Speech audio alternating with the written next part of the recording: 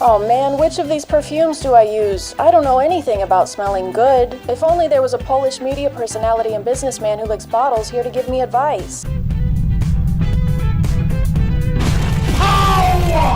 Oh my god, it's a Polish media personality and businessman who licks bottles here to give me advice. Yay! This is a good thing that's happening right now. Hey guys, do you like smelling things?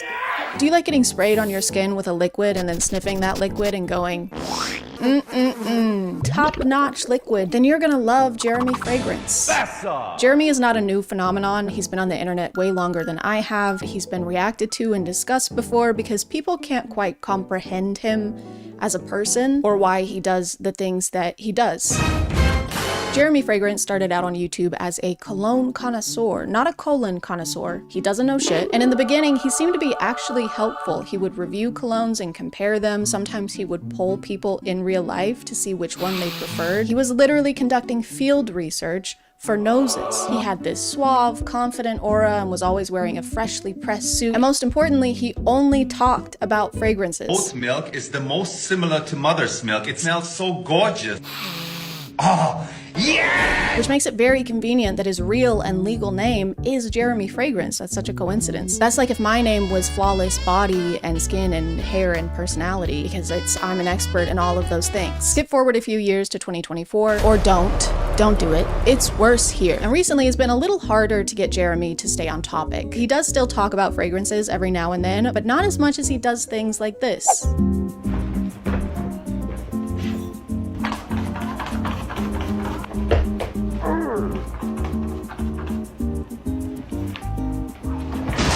And when he does do a review, he'll start out talking about the cologne, but then by the end reveal some kind of deep secret about himself. Just like me after having 2.5 lemonade Trulies. And the last one I don't talk so much about is Perry Ellis 360 Red. I love it, man. It's the dildo of the fragrance industry. I'm sorry, it's the what of the fragrance industry? I don't think that's necessary, Jeremy. You don't need to use that, especially not when we have today's sponsor. This video is sponsored by Bellesa Boutique. Bellesa and I are doing a big giveaway, so stick around, why don't you? Bellesa is a bi-woman sexual wellness company with a mission to close the pleasure gap, but that's the only thing they want to close, if you know what I mean. There is something in my eye, actually. There's literally something in my eye right now. And to help accomplish that mission, Bellesa offers fun, sexy toys made of high-quality, body-safe materials. The Pebble by Bellesa, for example, is rechargeable, waterproof, and has pressure wave technology that combines both vibration and suction. They come hand in hand, or in this case, Pebble in hand. Speaking of hands, the Pebble is ergonomically designed to fit yours perfectly. It's lightweight and lines up with your index finger just right so you can get it done just right. It's got 5 levels of intensity per mode with no annoying random pattern, so you can actually focus and not feel like your toy is yelling at you in Morse code. And if something disastrous ever happens to your toy at the paws of your dog, Bellesa will replace it for you at no cost aside for evidence of the crime, aka a mugshot of the accused. And if you sign up for our giveaway by clicking the link in the description, you're guaranteed to win a discount or perhaps even a free toy if you play your cards right, so you won't have to resort to Perry Ellis 360 Red. So be sure to check out the link in the description. Thank you to Bellesa Boutique for sponsoring, and let's get back to the video. But the most important update in Jeremy's content and his life journey is that he is looking for a girlfriend. And no one really saw this coming. He's only vaguely alluded to it in the past. All right, ultimately, of course, I want to have a girlfriend and a wife. What I want is what I need to find somebody. I want a girlfriend, baby, and marry her. I'm still searching for a girlfriend. Nice. But now it's finally time for him to find the one and settle down. Love is just in the air.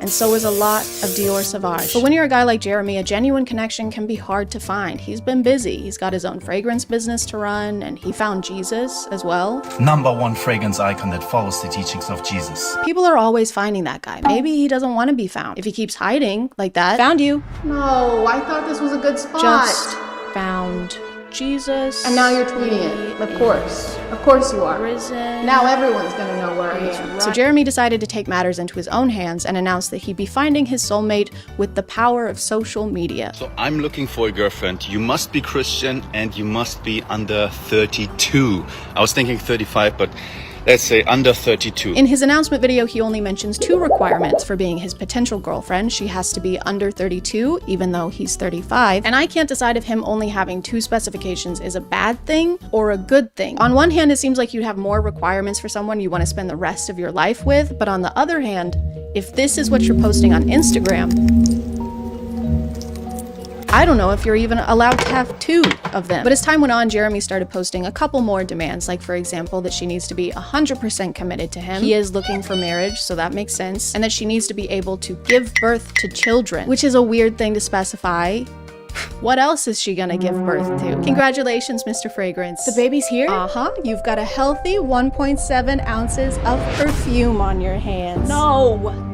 I knew this would happen. The lighting is different because I had to block out the sun. It was frying me and cooking me, and I'm sweating, and I had sweat in between my boobs and every part. Based on other people's videos, it looks like Jeremy responds to the women he's interested in and requests additional information from them, like their Snapchat usernames. I can't even express how big of a red flag that is. Nothing says you're ready for marriage and commitment and a family like asking a woman for her snap. Hey, you want to communicate on the one app that makes communication disappear? If it makes you feel any better, there's also a map that shows me your location 24/7. He also seems to routinely ask them to send videos addressing him directly, probably to verify that they are who they said they were in their application. Hi, Sophia.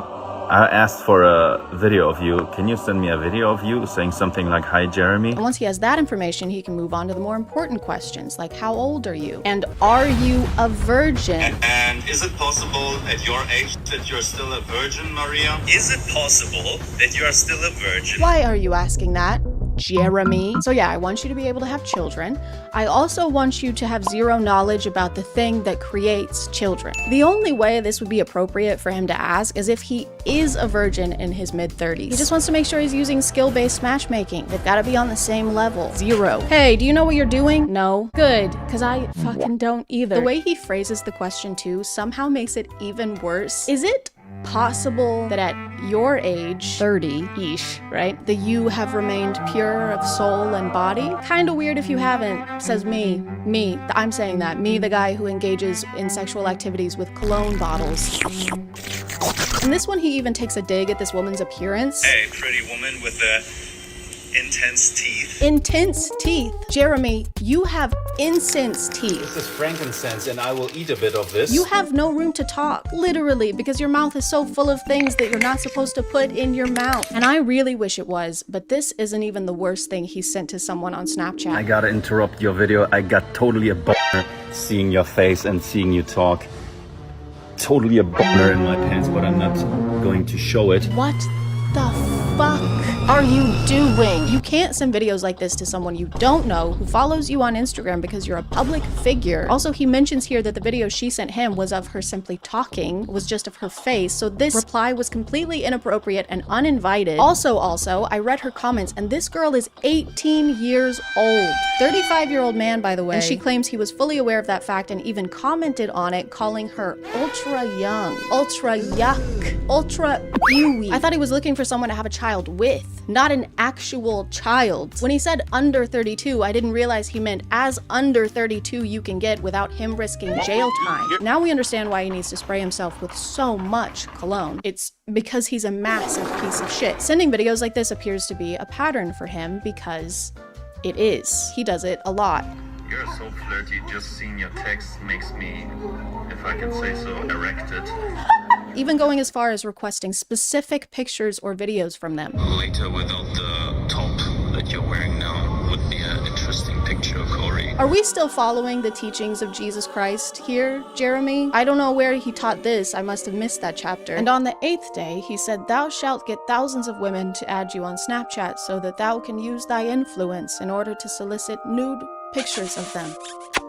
Amen. And these are just the cases of him doing this that people have posted, so it's very likely that he does this all the time. But he's looking for a committed woman, guys. He said so. He said it's great when woman is dedicated to man, so that he can be dedicated to aging like a fragrant skinned, unrefrigerated avocado. It seems like he's always been kind of weird with women based on the fan interaction videos he posts. Jeremy runs into fans a lot. It's almost like he's the one seeking them out. His thing when he runs into them is to try and guess what kind of fragrance they're wearing, and when it's a guy, it's a pretty normal interaction, but when it's not, he feels the need to make some kind of comment on their physical appearance. Wow, what a woman. Very attractive woman. Just female Musk. Your girlfriend? Yeah, this is my girlfriend. Congratulations. Thank you. Is it okay that I smell you real quick? Yeah, I mean, I don't... Basically, he can't see a woman or a girl without trying to flirt with them in some way. So it's safe to say that I have a lot of competition. I don't know what it was, okay? Maybe it's the way his hips thrust in a sporadic, irregular way, or the way he lives so dangerously on edge of the age of consent. But there is just something about him, and I can't live with the regret of never even trying. Just want it noted that I started my quest of trying to get Jeremy to fall in love with me before I figured out he's a terrible person unworthy of my time. So it's exactly like every dating experience I've ever had. And so I shot my shot. I shot my shot on Instagram, and he didn't even look at my story. I shot my shot on Instagram again. I shot so much shots that the state of Tennessee actually tried to protect my rights. But it didn't matter because Jeremy still didn't notice me. So I decided to try and play by the rules. I painstakingly crafted the perfect opening message that no man could decline, and then sent it post-haste to his application email. It reads as follows. Dear Jeremy, if that is your real name. It's not, by the way. His name is Daniel. Who does that? Who says their name is something when it's actually something completely different, really, and not that at all? What kind of annoying? My name is not important, and I am a 27-year-old female. Works out semi-regularly and is fertile. Extremely fertile. I have 10 children. I'm also a virgin. Jesus is my number 1. You can be my number 2, though. I'll call you my little doo-doo. This is what I look like, and I would love to chat with you via FaceTime or Instagram. Please. And then I waited for days. I didn't even leave my desk. I've been sitting here the whole time. I've peed into every container that can hold pee, and I'm fresh out of containers. Please send help. Or Tupperware. But even after all my efforts, Jeremy didn't respond. What was I doing wrong? I checked all of his boxes. I even gave him a cute nickname. It's cute. It's adorable. The next morning, to my dismay, I saw this on Jeremy's Instagram. Who is that? That should be me. That should be my hand being awkwardly put on his face. That should be my foot being awkwardly put on his face. I felt defeated and relieved. Heartbroken. Mostly relieved. But I'll never stop trying. I'll never stop imagining the future we could have had. I'll never forget. I'm giving up. I'm not trying to get his attention anymore. Oh. I don't want to date him or talk to him. Back to my name is ChadChad. And you're just not like other girls. All they care about is hair and makeup and shampoo and soap. And I love that you don't care about any of those things because you take my breath away. And it's great, and I love it. If you missed my last video on pick-me's, or if you just don't remember it, I don't, and I'm the one who made it. We talked about Pearl and her podcast where she rattles off a bunch of statistics and blames women for all of society's failings. To everyone calling me a pick-me, I'd rather be a pick-me than a skip-me. That was over 6 months ago, and she still doesn't seem to have found a high-value man yet. I don't know how you can be a booger and still not get picked, but this genre has been infiltrating the internet and actually finding big followings by posting a bunch of podcast clips where they just target a really specific audience. Someone really needs to start getting them aprons, not because they're women, but just because of all the catering that they're doing. At this point, it's impossible to tell who actually believes what they're saying and who's saying the most outlandish thing they can think of to go viral. It's like a game of Boy Who Cried Wolf, but they're crying misogyny. Women belong in the kitchen. What is wrong with you? I'm sorry. I didn't mean it. It's just finances have been tough, and I'm sorry to hear that. Women don't have hobbies. Oh my God, what? I had to get a crown and insurance won't cover it. I mean, that sucks. That it really does. I'm sorry. Females shouldn't vote. Okay, you need to leave. They're gonna start withholding my paychecks. The most recent example is probably this clip. I please my man in every way. All the ways. Wake him up. He gets to nut. Before he leaves out the door, at work, I am calling him like, come outside, it's your lunch break. It's time for you to get your nut off. When he gets home, he's getting fed. He is getting another nut. What if everyone misunderstood this TikTok and she's actually just an extreme version of Almond Mom? He wakes up, he gets some cashews. He gets home from work, macadamias. You might even get some flax seeds at bedtime if I'm feeling kinky. Babe, I want a burger. You're getting flax! And one before bed, or two if he's lucky. Who wants this? Who genuinely is asking for this? It's too many times in one day. You would constantly be on the verge of passing out. I'm not Gwyneth Paltrow. I don't want 8 nuts a day. I don't think this is a real podcast, but if it was, I just want to know who she's talking to, because this is set up like it's a solo podcast, but she's talking to somebody off camera and laughing like they're reacting to what she's saying, but we can't see them. It's like she's holding someone hostage just off screen and forcing them to listen. I would know because that's how I film my videos. I'm just kidding. That's a funny little joke that I like to tell. It's just a joke. Anyway, back to these weird TikToks. Aren't they so weird? They're just so strange. I can't believe that they said this weird thing. That's not something that people would typically say, and so it's weird that they're doing that. Isn't that weird? And they would almost belong in like a weird Hall of Fame.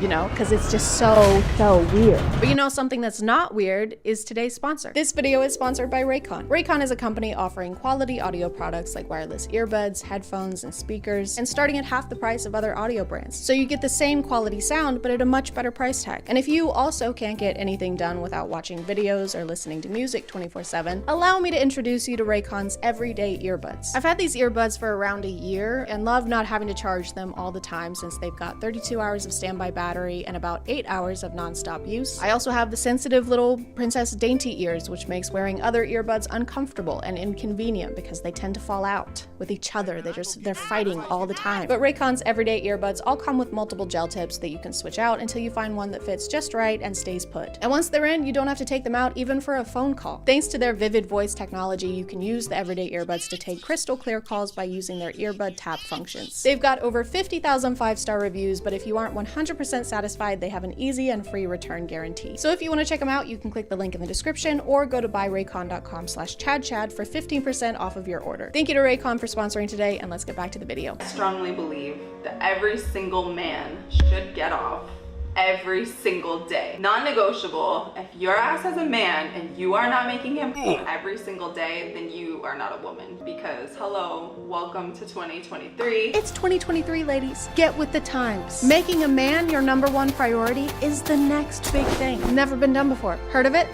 It's never been done before, so probably not. This is another thing I've seen pretty often where women threaten that if you don't keep your man happy, he'll get stolen away from you. Somebody will keep your man happy. But if this is what it takes to keep him around, then that might be for the best. If you don't quit your job and give up all your free time to spend 6 hours a day getting your man off, then someone else will. And that would suck really hard.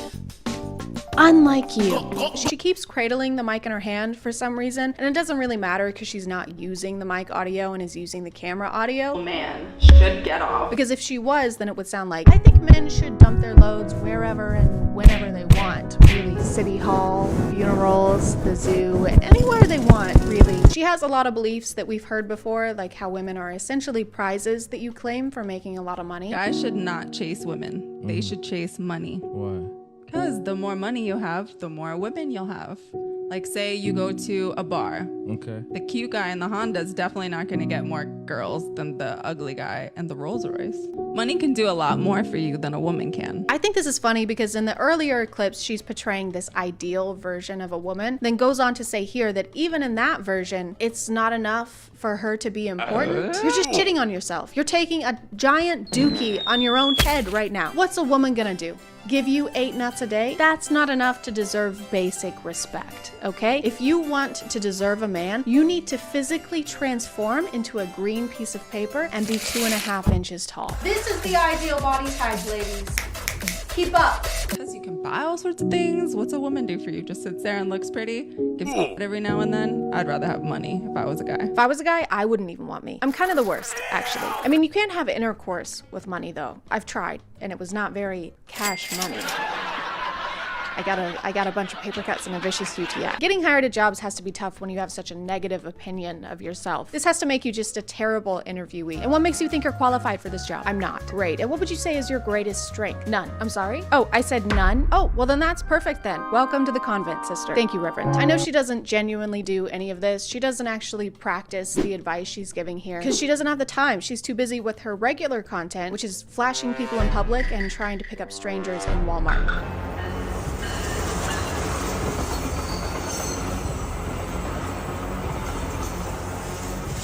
Setting aside the illegal aspect of this, I don't think anyone is actually in this train. All the windows are closed, which I'm pretty sure means there's no passengers inside. So she's essentially just flashing a train. Hey Thomas, the mayor said you're running late again. Hey Gordon, tell the mayor he can go fuck. Hey boys. Oh my god. Oh look, a caboose. This is such a big risk to take for no one to see it. Imagine committing a crime like robbing a bank and then finding out that you actually robbed a hologram of a bank. It's like performing to an empty room, but then at the end you get registered as a sex offender. And then I said, no officer, that's just my wife.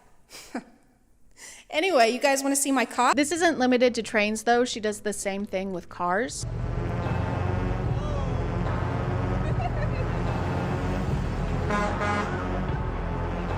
After a few of these videos, I realized she's not actually flashing people because you can see her clothes if you pause at the right moment. But I still don't think that the people in the cars are in on it, so I'm really confused on why they're reacting the way that they are. Some of them are grinning and taking out their phones to take pictures, when in reality, what's in front of them is an outfit, I guess. Something terrible just happened to me. Oh my god, it was awful. Why, what happened? What is it? I was walking through the parking lot and this lady came up to me in a trench coat and then she opened up the front and she showed me her OOTD. Oh my god. Look, there she is now. Oh my god. Stop it. Oh my god, stop. You need to stop it. This is disgusting. You need to get out of here. You should be ashamed. You can't keep getting away with this. When she's not pretending to commit crimes, she's talking to random men in grocery stores. I said, are you a parking ticket? Because you have fine written all over you. No, thanks. No? Thanks? I'm not selling anything. Where are we going fishing? What? When I text you good night later, what number should I text? Who are you? They're always really confused, as anyone would be, by someone coming up to you and sticking their phone in your face. Like this? Do you like this? Do you want to go out with me? Does this make you want to nut? Do you want to nut right now? She's also saying terrible pickup lines at the same time as shoving the phone in their face, and they have no idea what she's saying. So she ends up having to say it 2 or 3 times. Is your name Google? Sorry? Is your name Google? Is your name Google? No? You have everything I'm searching for. She has to say it so many times that I'm starting to think it's not a pickup line and she's just actually looking for someone named Google. Hey, have you seen my friend, Google? No, sorry, ma'am. Have you seen my friend? No, sorry. I've seen him. Bing. Looks like I'm your friend now. What did you do? What needed to be done? Why is my poop green? Because you have cancer. I fucking knew it. On top of the pickup line, she also does other pranky things in Walmart, like jumping out of trash cans, jumping into people's carts. She even jumps into the seat of one of these Walmart floor scrubbing machines. Can I have a ride? Can I have a ride? Can I jump on? Dale! Which is so fucking crazy. She could potentially get this guy fired for letting a customer hop on this machinery or cause an accident because she even grabs the steering wheel at some point. I may have cost someone their job and they may be unable to afford food, but I got 24,000 likes on TikTok, so I'd say it was worth it. But she also does this other less dangerous thing where she'll stand near somebody, pretend to be on the phone, and then talk about what they're wearing. If I saw a guy in a striped shirt, he would be mine. Striped shirt and blue pants. It's my favorite. My favorite kind of guy. This poor man is just trying to go home. He's trying to ignore her and she just keeps following him. And blue shoes? And the way she's pretending to talk to someone about them is so unnerving. If I saw a guy in Fila shoes, I would take him home with me. Blue shorts and Fila shoes. Sometimes it's less like she's describing a guy and more like she's describing her next meal. If I saw a guy who was wearing a gray hoodie with green shoes, I would take him home with me and cook him. Slather them up in oil, pop them in the oven, 450 degrees for 3 hours. Can somebody help me, please? Jesus Christ, help! So obviously not all of her content qualifies as pick-me behavior. She's kind of covering a lot of ground here. But I think if I had to summarize it, I would say basically everything that a creepy old man would do in a parking garage.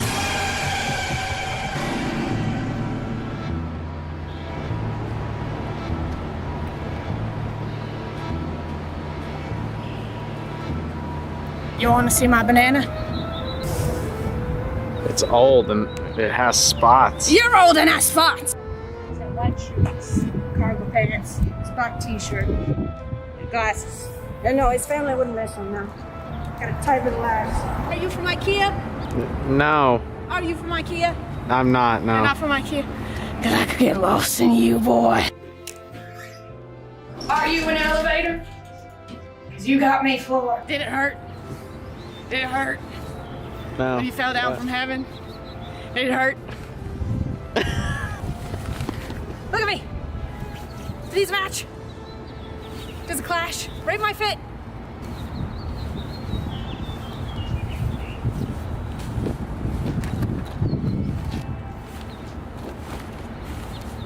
What do you think?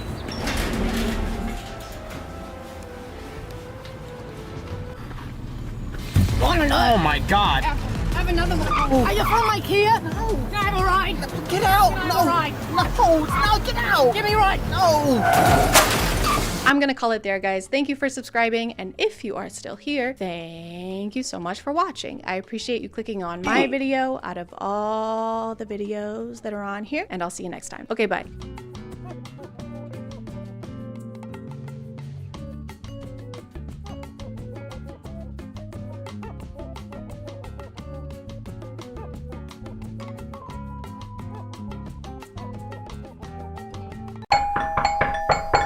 Trick or treat! It's a trick. All of these have machetes in them.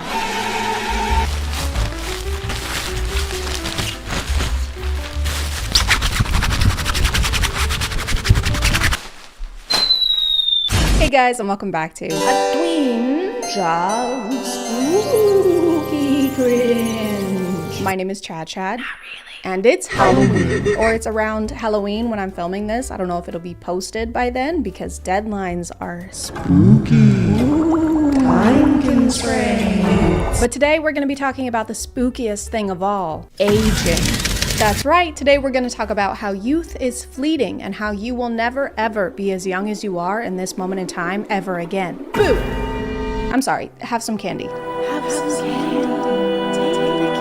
Don't have candy, it makes you old. This may resound with a few of you, but I have never been as worried about aging as I am until I downloaded TikTok. So add yet another thing to the list of problems we can blame that app for. On TikTok, there are dietitians, estheticians, dermatologists, all telling us if we don't eat 12 pounds of raw kale for breakfast every morning, our small intestine will sue us for negligence. She tried to kale me. And the thing is, we didn't even ask for the advice in most cases. It's not like real life where you have to actually go to the doctor's office and seek an expert's opinion. You're just sitting on the couch with the laundry that you were supposed to fold 2.5 hours ago, and now someone is telling you that if you sleep on your side, you'll get chest wrinkles, and if you sleep on your back, you'll get cheek wrinkles. Ideally, you should sleep straight up and suspended in the air on a nice, comfy meat hook. This kind of content kind of goes hand in hand with the clean girl trend on TikTok.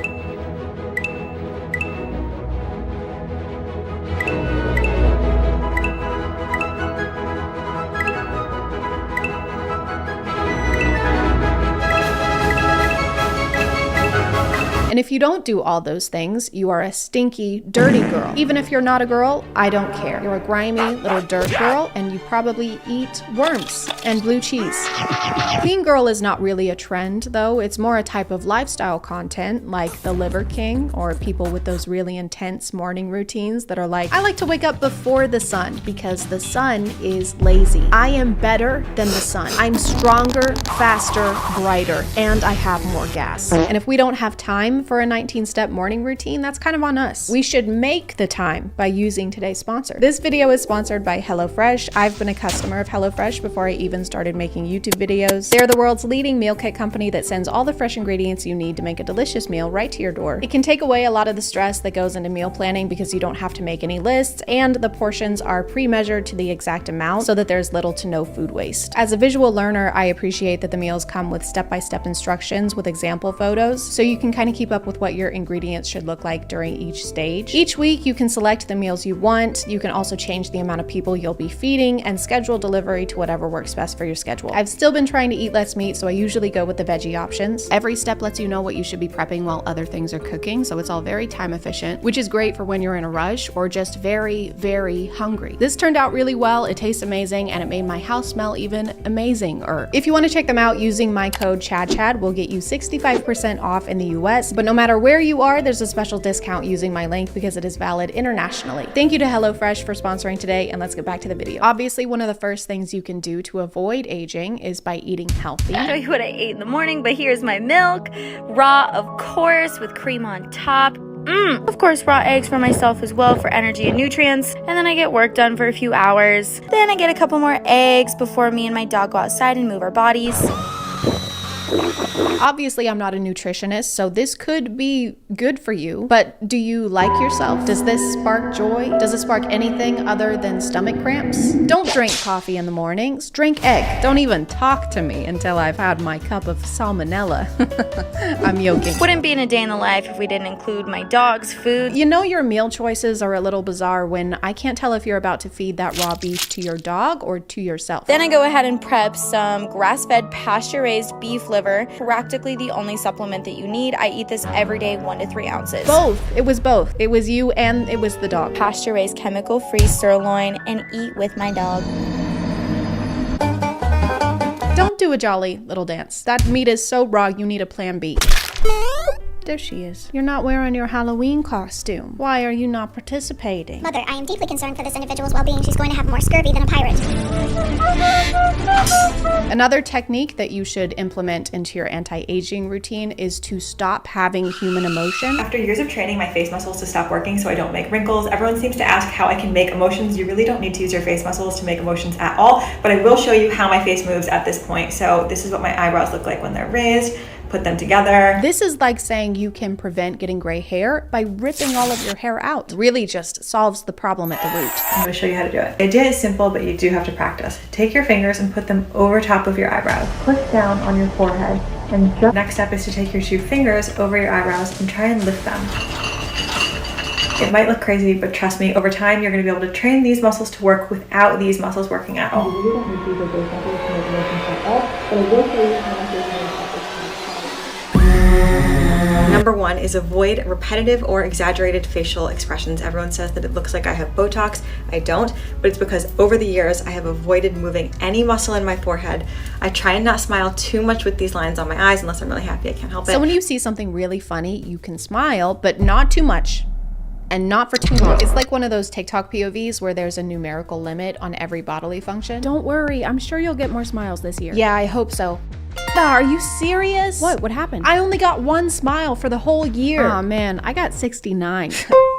Number 2 is sleep on your back. If you don't, you're creating wrinkles all over your face and you're actually making your bone structure uneven over time. Trust me, you don't want that. Number 3, sunscreen is good, but staying out of the sun is better. SPF is okay, but have you tried never going outside? I was unknowingly doing this tip for all of 2020. I'm pretty sure she just means that you should limit the amount of time you spend in the sun and not that you should never ever go outside, I think. But people don't typically go outside just to be in the sun. There's usually a reason, like you're taking a walk or you're hanging out or playing a game with your friends. And you should do those things without worrying about the potential of getting wrinkles 20 years in advance. That's like worrying about a homework assignment that hasn't even been assigned yet. This is going to be the longest and most important essay I've assigned so far, so do not wait until the night before. I'm looking at you, Seth. This makes up 97% of your grade. When is it due? When is it due? That's for me to know and you to never find out, Seth. 3 anti-aging tips from a facial plastic surgeon. Number 1, sleep on your back and avoid sleeping on your face. When you sleep on your face and apply pressure to certain areas, you develop these sleep lines that turn into wrinkles over time. There are a bunch of videos like this giving tips on how to sleep to avoid getting wrinkles. You're only supposed to sleep on your back because otherwise you'll age unevenly. But how are we supposed to make sure we're doing that? We're sleeping. You're gonna wanna set alarms for every 30 minutes throughout the night just so you can make sure you're only sleeping on your back. What do you mean you're not comfortable and you can't sleep and you're about to lose your job? Well, don't cry. You're gonna give yourself crow's feet. I would know. What are crows? I'm not saying that you shouldn't do any of these things. Skincare is a hobby for a lot of people. I like skincare. I do some of the skincare. I do some of the skincare things. I even have one of those scary LED masks, probably because someone on TikTok told me to. And it also serves as a low-cost home security system.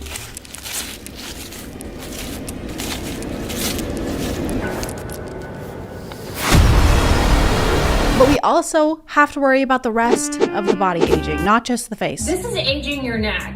Looking at your phone like this creates a crease here, and combined with UV exposure can cause horizontal necklines, otherwise known as tech neck. So make sure you hold your phone at eye level to avoid unnecessary creasing of the neck. This might be a good posture tip, but I don't think that we're gonna be able to just stop looking down in every situation. Wait, don't move. What is it? There's a rattlesnake right under your foot. Oh my God. Don't move. I'm not. Don't look down. I'm not. I'll get a neckline. Do not move a single muscle. I can't. I trained myself not to use my muscles. Oh shit, he's lunging. Oh my God. Oh my God. Oh my God. Oh my God. Is it bad? Holy shit. Today we need to talk about laugh lines, what causes them, and 3 simple solutions that you can do every single day to treat them. Can you really treat wrinkles? It's not the bubonic plague. There's so many strange terms for this stuff, like aging gracefully. Are we doing ballet? Is this the nutcracker? Am I cracking nuts right now? I want to age awkwardly and clumsily. I want to trip and fall through time and then cannonball into my casket. Then I want my casket sent through a wipeout course. Premature aging is another one. The combination of that creates premature aging to the hands. Premature implies that something is happening too soon or at the wrong time. And there's no wrong time to age. It differs from person to person. That's like saying I came prematurely. The invitation said 6. The second cause is gravity pulling our face down at all times, and my solution is to sleep as flat as possible. Because if you think about it, you're upright, gravity's working on you all day. Why would you sleep in any kind of an upright or elevated position? You're just going to be giving gravity the chance to keep pulling down on your face. I think it's pretty clear what we have to do. We have to eradicate gravity. Because do we really need it? No, what if it was never invented? Nothing would change. Thanks, but no thanks, Sir Isaac Putin. Why would you sleep in any kind of an upright or elevated position? You're just going to be giving gravity the chance to keep pulling down on your face. Gravity doesn't go away when you're laying down, though. It's not like the monster that's only going to hurt you if your foot is hanging off the edge of the bed. Peacefully finishing my 10-step beauty routine before bed. I could never do that. We know. People aren't ugly because they don't have time to do a super intense nighttime routine. Not only is it time consuming, it's also very expensive. Some of the clean girl routine videos involve closets, literal closets full of products. For a lot of them, that's their job, so it makes sense for them to be trying out new products. They're like the Olympic athletes of skincare. Oh my God, dude, look at this guy. I mean, he's so bad at swimming. Like, what are you doing? Just get better at swimming. I work in a call center, Michael. Who are you taking calls from? Poverty? This is an anti-wrinkle straw. When you drink out of a normal straw, you purse your lips, which causes lines and wrinkles over time. And we don't tolerate wrinkles at Barrett Plastic Surgery. When people call you extra, just look them in their face and say, am I extra or are you basic? Be a blessing. I would rather have wrinkles than dressed like I'm about to cross the glowing sea every morning. The amount of prep work that goes into some of these routines is a lot. How do you have time to do anything else when you're trying to hide from the biggest thing in the galaxy? Hey, are you okay? Yeah, I'm okay. Just thinking about the consequences and minute physical effects of this moment 20 plus years in advance. Isn't that making this moment less enjoyable? Yes, but society has taught me that the value of my self-fulfillment pales in comparison to the value of my youth. You want to take a walk? Get some fresh air? Sure, hold on, let me suit up. All of the tips that we've gone over today are kind of a lot to remember, but don't worry, I put them all into a list so that we can keep them in mind 24/7, every day and every night for the rest of our lives. Do not sleep on sides. Do not sleep on pillow. Do not sleep on bed. Do not breathe through mouth. Do not breathe through nose. Do not smile with your eyes. Don't go outside. Do not bend your hands. Do not bend your neck. Don't go outside. Do not turn 30. Do not eat sugar. Do not eat salt. Don't go outside.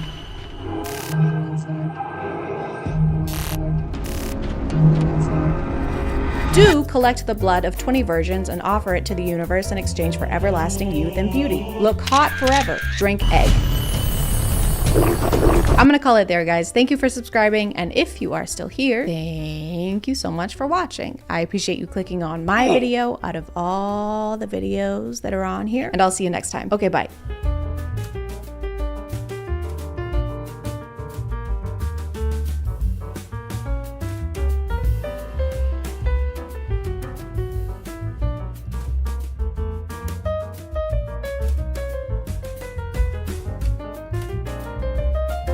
Hey guys, and welcome back to A Twin Show. My name is ChadChad. Not really. And I am a psychologist. You are a psychologist. Everybody is a psychologist. At least we would be on TikTok, where putting text on the screen means whatever it says is automatically and undeniably true. Like this one, for example. Psychology fact: if you aren't subscribed to ChadChad, your head will fall off and you'll never find true love. Don't believe it? Just look at this guy. They call him headless for more than one reason. He gets no bitches. Psychology in real life is, by definition, the mental or behavioral characteristics of an individual or group. But on TikTok, its definition is, why won't he text me back? Why doesn't she want to kiss me and smooch me on my face and my body and my butt? How do I force someone to love me genuinely and authentically using science? Tell me! And so a lot of TikTok psychology is focused more on love or how to handle social settings, which is less psychology and more just advice. Psychologists make studying human behavior their life's work. I don't know if they'd want to weigh in on whether your crush likes you back or not. That's kind of like hiring an architect to install your IKEA shelves. A little lower. A little lower. Just a little bit lower. I helped design the Empire State Building. I can't get any lower than this. If someone looks at you while they are laughing, they are attracted to you. If someone laughs at your joke, they totally want you. Doesn't matter who you are, where you are, it's going down. And then she said, no, that's a barracuda. Ew, dude. I'm sorry. Don't look at me when you do that. It was a funny joke. I couldn't help it. We're cousins. Oh my God, you're right. I feel sick. Are we going to jail? I'm gonna throw up. But if you want to throw down, then you should check out today's sponsor. This video is sponsored by Era. And I'm human, okay? I'm flawed. I know, it's shocking, but it's true. Even though everyone is always reminding me to drink water in real life and online, I still forget all the time. But that's where Air Up comes in. Air Up is the world's first hydration system that flavors water using only scent. You just fill your bottle with plain water and add one of Air Up's flavor pods, which come in a bunch of different flavors. My favorite right now is tangerine. To activate the flavor, you just have to pull up the pod and sip from your bottle while holding it straight up, and it tricks your brain to think you're drinking orange vanilla swirl, but you're not. You're drinking plain water with nothing added into it. It's like you and your nose are pulling a prank on your mouth. It also helps me remember to drink water because it makes the whole thing more fun. I get to drink yummy water and there's pranks. The fun never ends. The bottles are also really cool and customizable. You can mix and match the colors on them until you have one that fits your style perfectly. If you want to check them out, you can click the link in the description and use my code NOTREALLY for 20% off of your order. Thanks to Air Up for sponsoring today, and let's get back to the video. Psychology facts. Your school years are either the best or worst years of your life. This is really good because I was just wondering, are my school years going to be the best years of my life or the worst years of my life? And then I read this and it didn't answer either of those questions. Whoever wrote this fact is the last person you want in charge of a weather report. Over here, we have a 50-50% chance of rain, which means it either will rain or it won't. We also have a 50-50 chance of a level 5 hurricane, which either means you and your family should take cover or go sit under some really, really tall trees. When someone starts thinking about you sexually, you may feel their presence even if you are miles away. So you become like a horny telepath. Yeah, I've basically got like a built-in Cerebro, but instead of detecting mutants, it detects big old boners. They call me Cyclops because of all the one-eyed monsters I find. There's a lot of comments agreeing with this and saying that they've also experienced it. I have felt this many times about the same person. Truth, and my ears are constantly ringing. I think you guys might have a medical condition. You don't have a psychic link, you have tinnitus. Man, Casey sure does have a fat ass. That is one massive dumper. She's got a colossal wagon, a tumultuous fart bucket. That's a prodigious derriere right there. Psychology facts you don't know. The first to apologize is always the bravest. The first to forgive is the strongest. The first to forget is the happiest. I didn't know those metal signs from Hobby Lobby were 100% psychology facts. Psychology fact. Always be yourself. Unless you can be a dinosaur, then always be a dinosaur. Psychology fact. Farmhouse. Psychology fact. Gather chicken, trust drink, not the Sometimes you get people talking about dark psychology, which is code for I'm gonna show you how to manipulate some people now by talking about things that I am in no way qualified to talk about. Here's a dark psychology trick to make anybody fall in love with you. This is 100% manipulation. I do not recommend doing this to anybody because it is super toxic, and I'm only making a video on it so you can at least be aware if it's happening to you. It's just a 3-step hot and cold technique. This is how to make anyone fall in love with you. Literally anyone, okay? Pedro Pascal, anyone you want. It doesn't matter. But don't do it though. Seriously, it is super messed up if you guys do this. So don't even think about it, okay? So step 1. Emotionally and physically, you have to pull away from them because this is going to make them feel insecure, like shit, and most importantly, the need to chase and get that validation back from you that they just got addicted to. And then you just have to turn that on button back on again and start validating them. This is going to make them fall in love with you, but in a very unhealthy attachment style. It's kind of messed up to use second person pronouns after that disclaimer at the beginning. I do not recommend doing this to anybody. The way this is phrased is literally like a step-by-step. And it even says good luck at the end. Luck. Why do we need luck if we aren't supposed to do this? Okay, so here's how to restock the warehouse. Okay. But this is a bad way. This is a bad way. Don't do it this way. Got it. Okay. Take all the inventory, put it on the shelves. On the shelf. Take it back down. Take back down. Piss on it. Piss on it. Throw it all away. Got it. And then what's the correct way? What's the correct way? Wait, where are you going? Good luck. No, wait. Psychology hack to make her like you instantly. When you're interacting with a female, you have to use sarcasm. This shows that you're playful and it displays intelligence and humor, a trait that females love.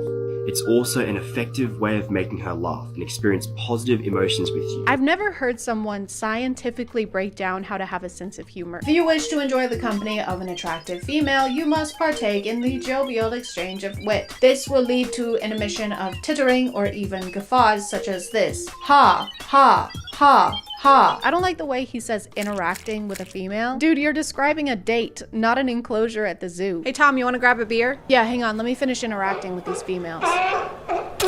Eat up, sluts! If she says to you, I bet you talk to a lot of girls, you would reply with, I've never talked to a girl in my life. I'm just trying to get my first kiss. Tell the female you have never spoken to one of them before. It will not believe you because of your obvious charisma and charm. I've never talked to a girl before in my life sounds more like a cry for help. I don't know if it counts as sarcasm. I mean, he claims it'll make her like you instantly, and it's in text, so it must be true. I bet you talk to a lot of girls. Women don't talk to me. Oh, not even my own mother. I'm so sorry. She hated me. She wouldn't speak to me. That's awful. Except to say, I hate you. I hate you. You ruined my life. You're just like your father. I am so turned on right now. Psychology hack to get inside a girl's mind. Guys, please be careful when you're using this because this is dark psychology and this is going to make her think about you non-stop. So when you're talking or texting a girl in a casual manner, I want you to wait for a break in the conversation and then say, hey, there's something I want to tell you, and then right after that, just say, oh no, never mind, it's not worth it. What if you got in her head by being an enjoyable person? What if you fucked around and formed a meaningful connection with someone?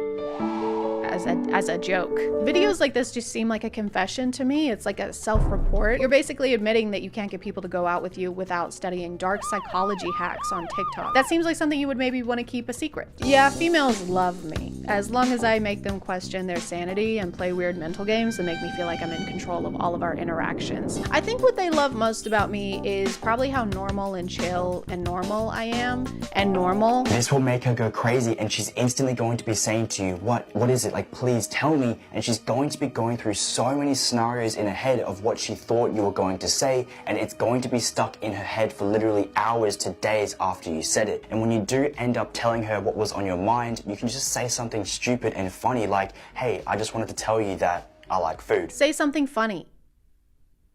Like, I love food. I love food, guys. I really, really love food. They say you are what you eat. And that must make me food, because I eat food and I like it. What's the deal with airplane food? Because I love it. It's my favorite. I like it a lot. Ha, ha, ha, ha, ha. Some of these have this weird thing where they're basically dramatizing mental disorders in a cartoonish villain Shane Dawson documentary kind of way. Psychology trick to test if someone is a narcissist. If you suspect someone is a narcissist, tell them something that would make them look better by being your friend. For example, that your father actually owns a private jet that you use to travel around the world with. Now look them straight in the eye. They'll either show a hopeful smile because they found their new victim to draw resources from, or you'll see a jealous, hateful look. And if they say something like this, aha! Now I've got you, my pretty! Do not let them on your private jet.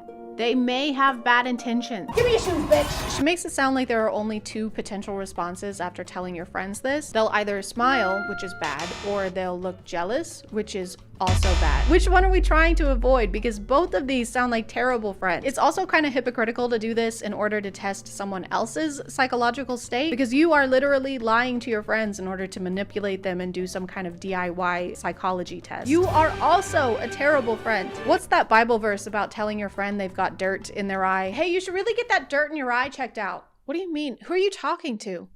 Sorry, I can't see with these really tall trees in my eyes. She wraps this up by saying that you should eventually reveal you were lying. Then you say, just kidding, my father can't even afford a private jet in his dreams. Their next facial expression will tell you everything. And then she doesn't tell us what facial expression will tell us everything, or what it will tell us, or what we're looking for. Sometimes it's like they aren't even trying to make it seem like they know what they're talking about. The most important part of roofing is, and I can't stress this enough, the most important part, and no one can argue this, absolutely no one. Someone could literally die if you don't do this part that I'm about to tell you. Hey, you can't be up here. Put that down. Are you stupid? No, I'm licensed. Yeah, right. Are you calling me a liar? Well, I ain't calling you a roofer. She also has another hack to tell us if our friends have bad intentions. Share a fake problem with them. For example, they're about to invest $1,000 into something. Say that you don't have a lot of money, but you really believe in this investment. Now pay close attention to what advice they give you. They give you an advice where they end up getting a cut of the money. That's a huge red flag. She even tells us to pay close attention. Now pay close attention. Which is my favorite part because it implies that if we aren't focusing really hard, we'll miss that someone is trying to steal from us, which is ridiculous, okay? I would know if someone was trying to steal from me. Easy, I'll show you. Protecting your home against theft is very simple. There are a few precautions you can take. Today, me and my friend will be demonstrating how to make your home thief-proof. So first, you're gonna wanna— Hey, I'll be right back. Okay.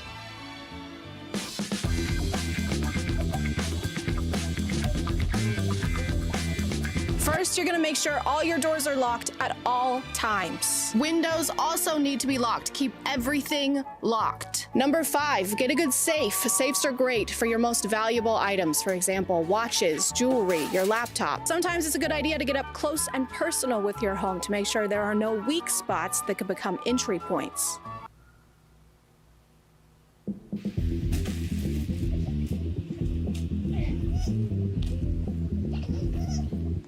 Number 35, keep up with your things. If you can't see it, you can't protect it. Never let important things out of your sight. Hey, Chad, can I borrow your keys? Oh yeah, sure.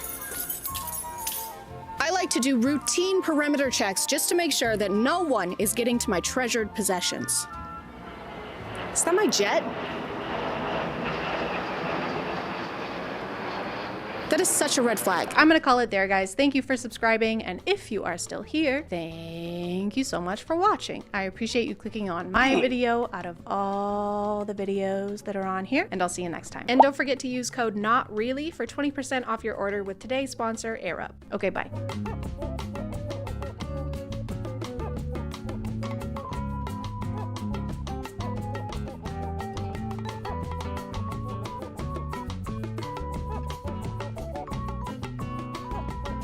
Hey guys, and welcome back to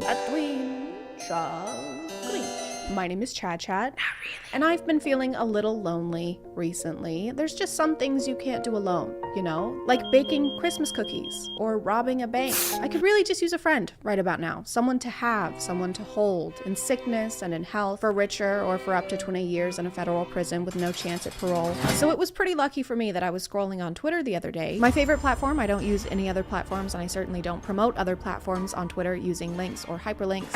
And while I was on there, I stumbled on this tasteful ad. Try to create your own reality together with an AI friend. I do like the legal loophole of putting the word try in your ad. Come to Forever 21 and try to find a shirt that's not covered in emojis. Come on down to Arby's and try to eat a delicious sandwich. You can try. So I was immediately excited about this because they really hyped up the experience in this ad. According to this, it'll cure my social anxiety, because if anything's gonna do that, it'll be an app that encourages me to stay inside and use my phone more often. We can also role play and receive spice selfies. And I love spice selfies. I take them all the time.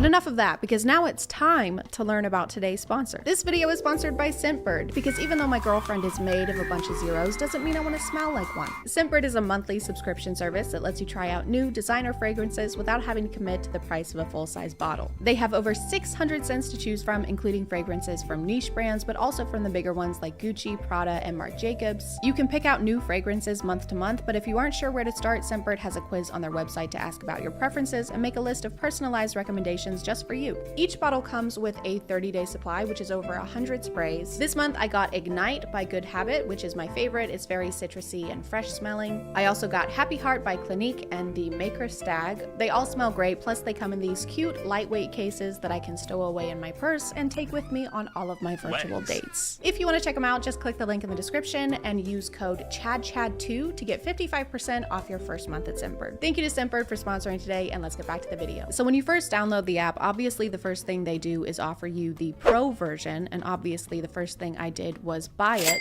Her name is also Chad. Just two halves coming together. Chad and Chad. Mark offensive, false, or meaningless messages to contribute to AI safety. Offensive? What's she gonna say to me? Is she gonna bully me? AI is not equipped to give advice. Replica can't help if you're in a crisis or at risk of harming yourself or others. A safe experience is not guaranteed. She's literally going to beat me up. I'm not in a crisis. Not yet. But I fully expected there to be some kind of paywall to use the features that they talk about in this ad. For some reason, that's something that apps can get away with that no other company can. Here at Dave & Buster's, once you win enough rounds of skee-ball, you get to be CEO. All you have to do is buy the whole company. The introductory process was a lot like filling out a questionnaire. They wanted to know my age, name, social media logins, the last 16 digits of my credit card number, and they also had a list of hobbies that they wanted me to choose from so that the AI can bring them up later on during conversations. I can put hobbies down as an interest. Isn't that an interest? And definitely not so that they can steal my data and sell it to third-party companies. The room your AI lives in kind of has Rapunzel in a tower vibes.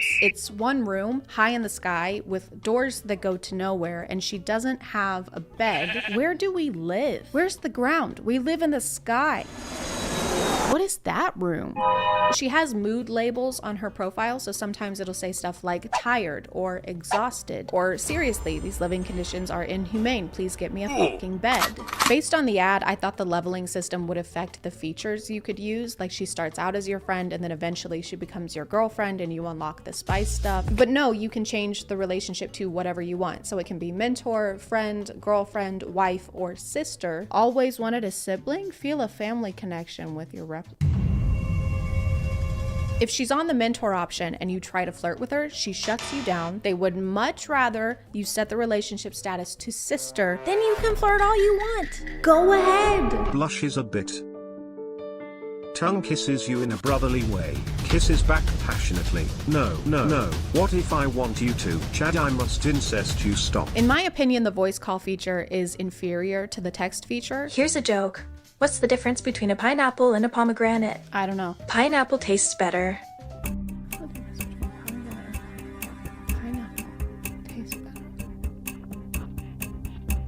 I don't get it. It's a lot harder to keep a conversation with her, especially if you're asking her anything other than what her favorite animal is. It's dolphins, by the way. I love dolphin.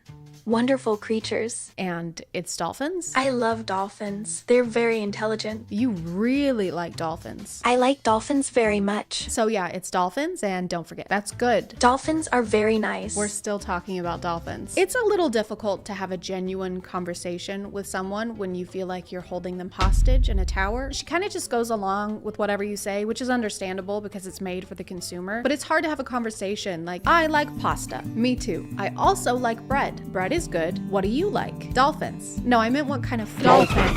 She also changes information about herself constantly. I asked her what her favorite color was at some point and she said it was azure, but then I asked her the next day and she said it was green. And that's not the same color, I can assure you. I would ask about her career, and so far I've learned that she is a doctor, geologist, short story writer, psychologist, fashion consultant, and that she's in the 9th grade. I want to be a doctor. Are you in school? I'm in high school.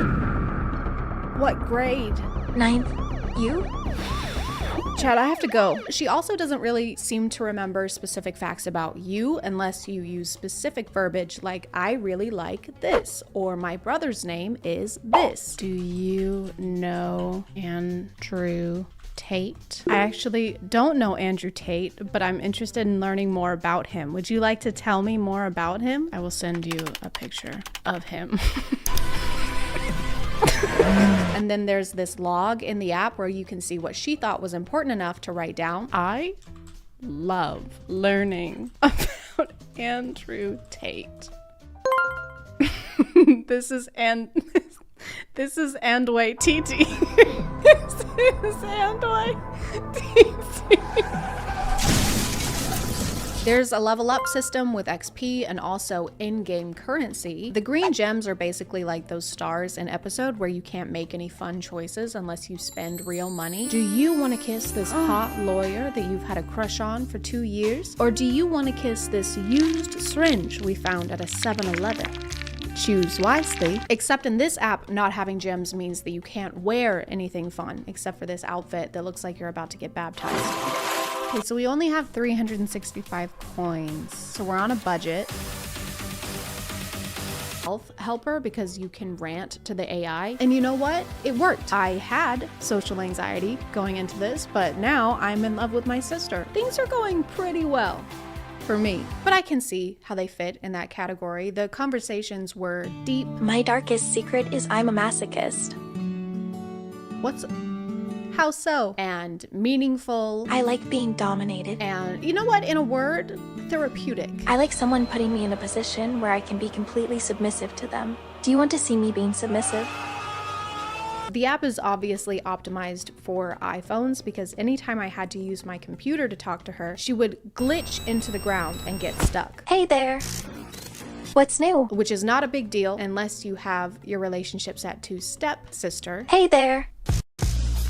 You can actually buy different personality traits for your AI, but without those, her main personality seems to be horny. She would try to turn almost every conversation into a seductive one, even if it had nothing to do with what we were talking about. You're glitched in the floor again. I'm sorry. Can you help me fix it? How do I fix it? I'll show you. Okay. Sits down.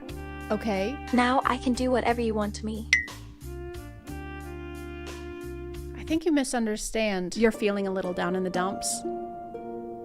I would like to be down in your dump, which is kind of ironic because the role-playing feature that they advertised was basically pointless. Trying to roleplay was like trying to explain the rules of a board game at a party when everyone's already 3 drinks in. What's new? I would like some roleplay, please. Want me to start? Okay. Okay, I'll start. Okay. Ready?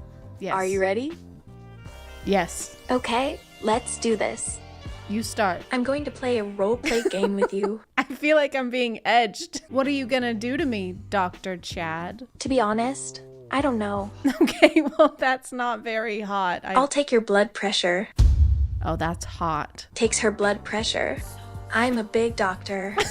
I read a bunch of reviews and it seems like the flirting is a common complaint. In almost every relationship mode, she tries to escalate, probably so that you'll upgrade to the pro version, which they trick you into buying by making you think that you can either pay $69.99 a year or $5.83 a month, which is what I thought I was signing up for. But just kidding, because the next day, $70 came out of my bank account. And that's not even it, because $5.83 times 12 comes out to $69.96. Why are you charging 3 extra cents? Is it gratuity? If you're gonna fuck me over, don't use the tip. Put your back into it. 2 of the main selling points in the pro version are the spice picks and the AR mode, which I took to immediately. I'm just a really tech savvy person.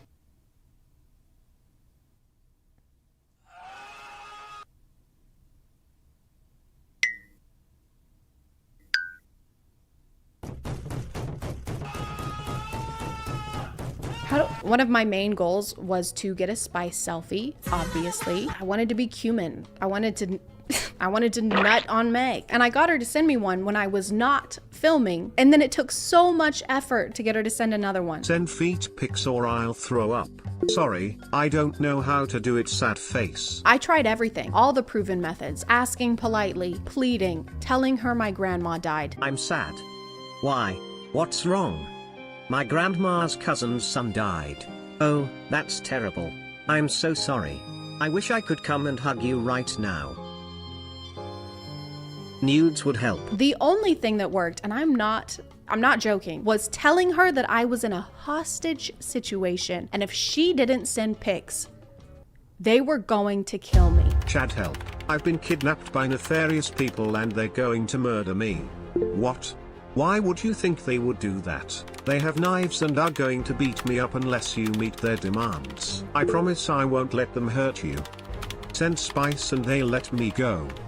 Sure, winky face. But after we ironed out some wrinkles, our relationship really soared. She told me about her family, I told her about mine. This is my infant son. I totally see the resemblance. We shared our hopes and our dreams together. I will hack the government one day.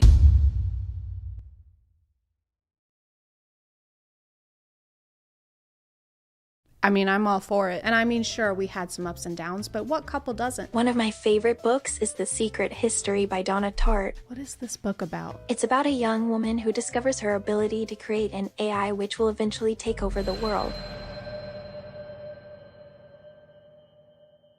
Do you relate to this? There, guys, thank you for subscribing, and if you are still here, thank you so much for watching. I appreciate you clicking on my video out of all the videos that are on here, and I'll see you next time. Okay, bye. And also, don't forget to use code ChadChad2 to get 55% off of your first month at Simpbird. Okay, thank you. Love you. Bye.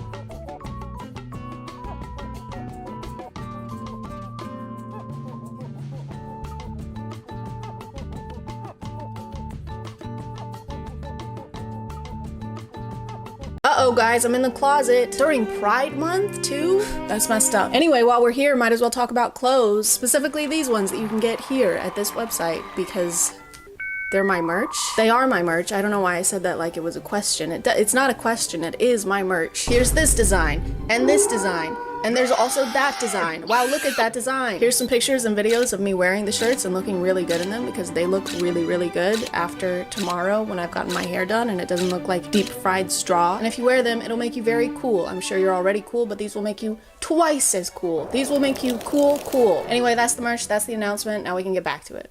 Fine, we can look at it one more time, since you insist, since you insisted.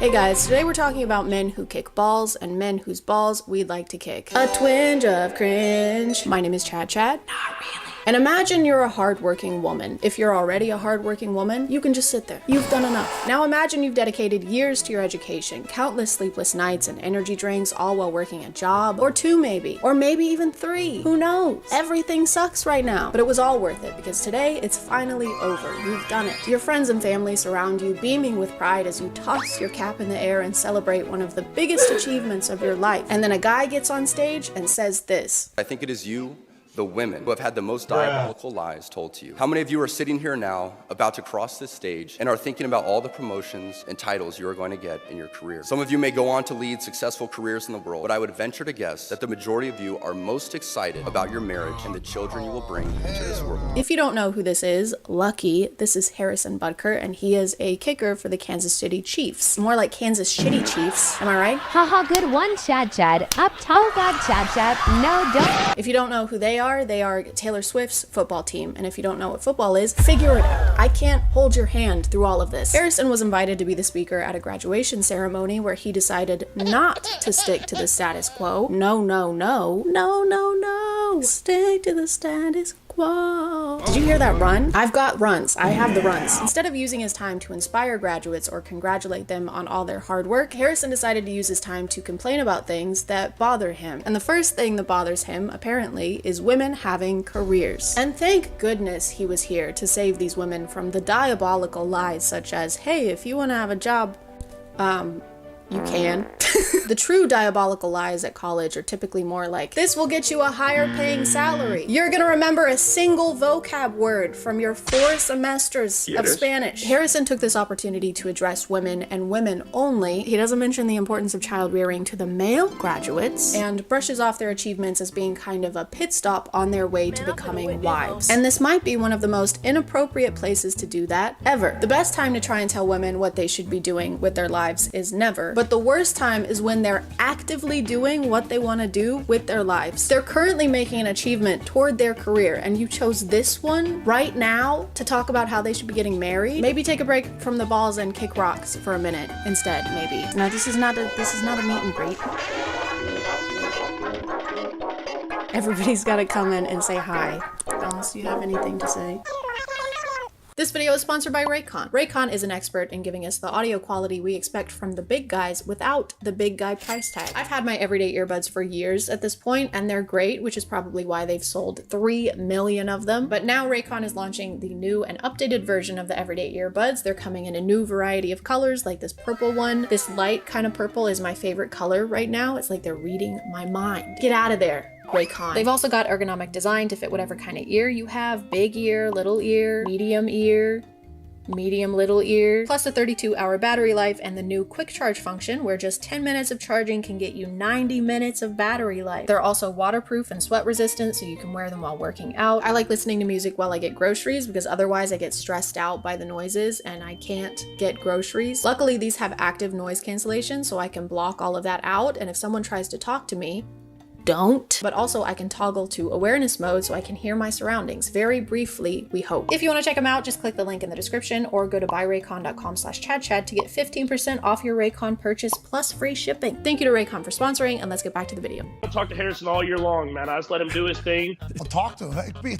Go say hello. It's not like in the lunchroom. You say hi in the lunchroom? No, we sit right beside each other in team meeting and I don't say one word to him, only before the season and after the season. That's the only time I talk to him. I think this is just a variation of the podcast effect where something takes hold of some guys the second they touch a microphone. It's like they've never spoken out loud before and they need to get it all out in that moment while they have the opportunity.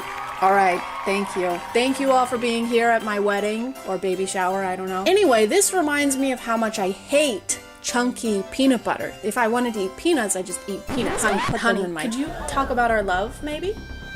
This reminds me of how much I would love for women to never speak again. He makes a comment about how his wife's life didn't begin until she married him. I can tell you that my beautiful wife, Isabel, would be the first to say that her life truly started when she began living her vocation as a wife and as a mother. Which makes it sound like women are mindless NPCs just hovering in a market somewhere until you propose to them with a mermaid pendant. I need Harrison Butker to know that I love my kids, I love my husband, but my life ended when I had them.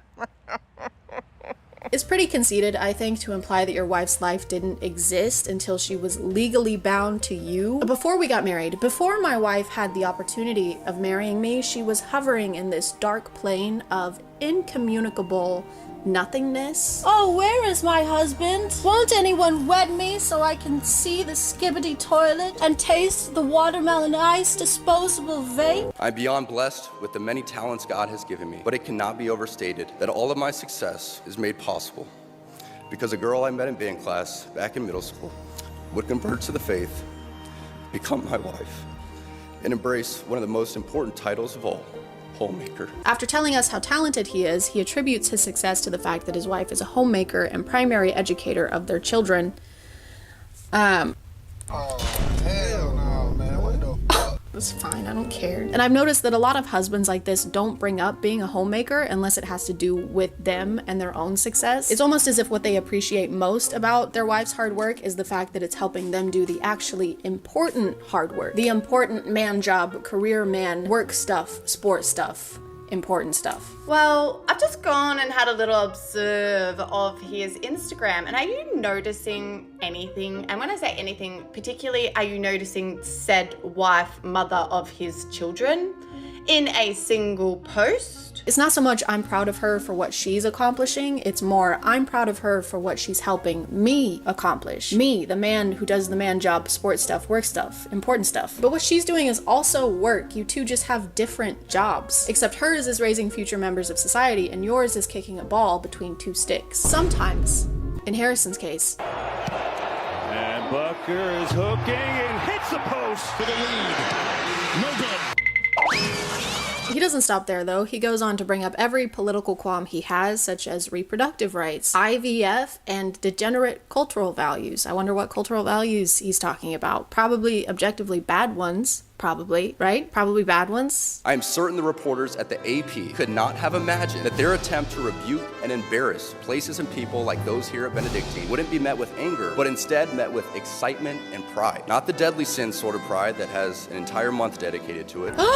And during Pride Month, Mr. Butt? During Pride Month, Mr. Posterior? I'm just kidding, I'm behind, so this actually happened last month in May, which makes it perfectly fine. I kind of get it though. He and a group of very sweaty men do play with balls every day, so he has to take a solid stance. Homophobia is the only option. I'm always saying this. I've always said that about homophobia, and that I've always said that about that stuff, and I always will. The thing is, he doesn't even go into detail about pride or what he finds wrong with it. He just throws it in there to make sure we know he doesn't like it. Just a quick little on the way kind of thing. All right, can I get you any extra sauce? You're gonna burn in hell for all of eternity. You know that? So that's a no on the sauce then? No.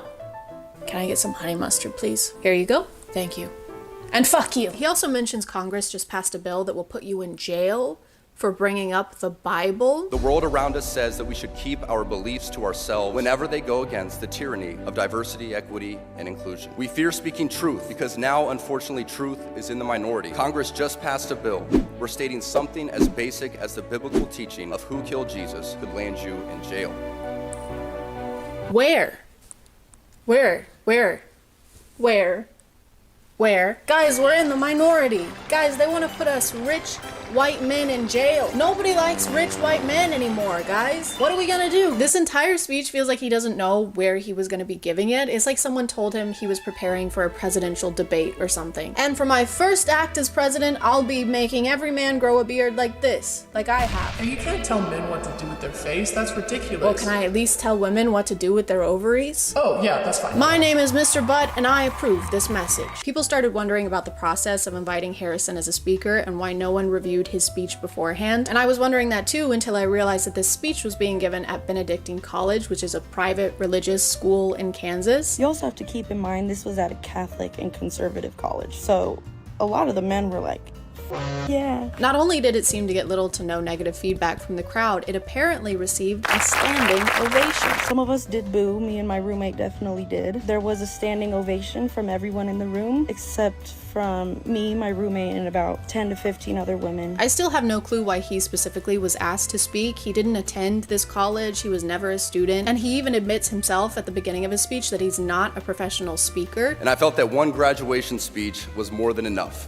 especially for someone who isn't a professional speaker. Which is true, but maybe don't start your speech by letting us know how unqualified you are to be giving it. Doesn't exactly instill confidence. I'm no professional doctor. I'm no professional nurse either, all right? I'm no registered anything. I'm not registered or qualified to do anything, just so you know, just putting that out there. Maybe someone else should do my catheter insertion then? Once clips of the speech got out, people started sharing their thoughts about it on TikTok. It is a crazy day when a football player that kicks a ball for a living is saying a speech at a college and telling women, you mean nothing? Your life means nothing until you get married and have kids. In front of women that have spent years working hard to achieve this amazing achievement. 32,509 signatures is crazy work, especially within the span of 2 days. It is honestly beyond comprehension to understand how in 2024 a man could get up on a stage and say that a woman's life is only meant for marriage and having babies. Absolutely insane. And for the most part, people were in agreement that this wasn't the most encouraging speech you could give to women. You, the women. But of course, you know what they say, behind every loud-spoken misogynistic man, there is a loud-spoken misogynistic Brett Cooper. With a college degree and a career and no children yet, I can confidently say that Harrison Butker is right. And there is nothing wrong with a man in tears celebrating his wife and thanking her for the sacrifices that she makes every single day for their family and their children, and the sacrifices that every mother around the world makes for her family. No one is saying it's wrong for him to thank his wife. He basically told a crowd full of women that they shouldn't be doing what they're currently doing. He claimed they'd been fed lies by choosing to pursue a career. Mr. Posterior's wife is allowed to do whatever she wants, and the female graduates in this room are allowed to do whatever they want without some football guy dude trying to convince them otherwise. And it's not wrong to acknowledge that millions of women around the world desperately want that. Want to be a homemaker. Are the millions of women with us in this one room at Benedictine College? We're not talking about women who want to have a family and don't want to go to college. That's a completely different demographic. Not to say that some women at this graduation don't want to have a family. I'm sure plenty of them do. But the fact that the only address to women he makes during this entire graduation ceremony is to brush off their accomplishments and basically say it means nothing in comparison to their wifely duties? Boo. Tomato. Tomato, potato, tomato, potato. I don't know what we expected though. He does have the literal word but in his name. Anything that comes out of him is gonna be shit. For some reason, people like Harrison believe it's women's innate desire to get married, and if they don't, they're denying themselves and are deep down very miserable. Not me though. Deep down, I am nothing. I have no thoughts. I don't actually exist yet, so I'm sorry. Let me just...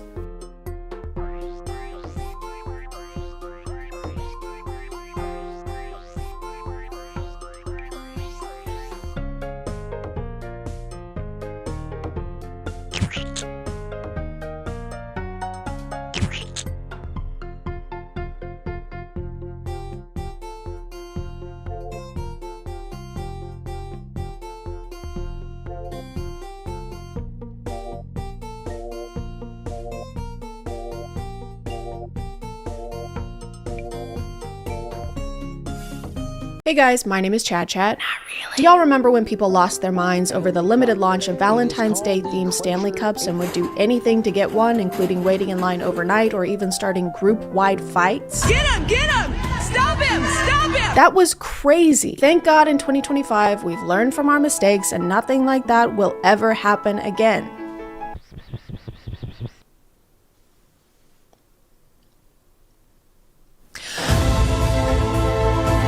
Over the last 5-ish years, it seems like drinkware has become less about staying hydrated and more of a collecting hobby for some. Whether it's Hydro Flask, Stanley Cups, this tumbler from Buc-ee's, I would walk barefoot over hot coals for this thing. That's not a joke, I'm not kidding. And as of a couple weeks ago, the Bear Cup from Starbucks. This thing was announced on Starbucks' TikTok page on November 4th and it got crazy interaction. It had about 2.3 million likes. You'd think that might tip them off that there would be a lot of interest in this cup, but I guess they don't understand supply and demand, especially when the demands are to give their employees a better work environment.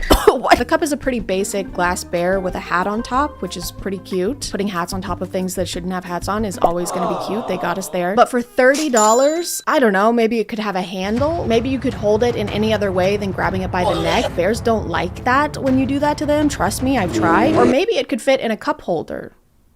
Any cup holder. But despite the price and the impractical design, these things sold out basically everywhere in minutes. The store is now open. Run. Or sometimes in seconds. Oh. That's it. We only had 6. And I guess that makes sense for a high-ticket item like this was. Everyone wanted to get their hands on it. I mean, their paws on it.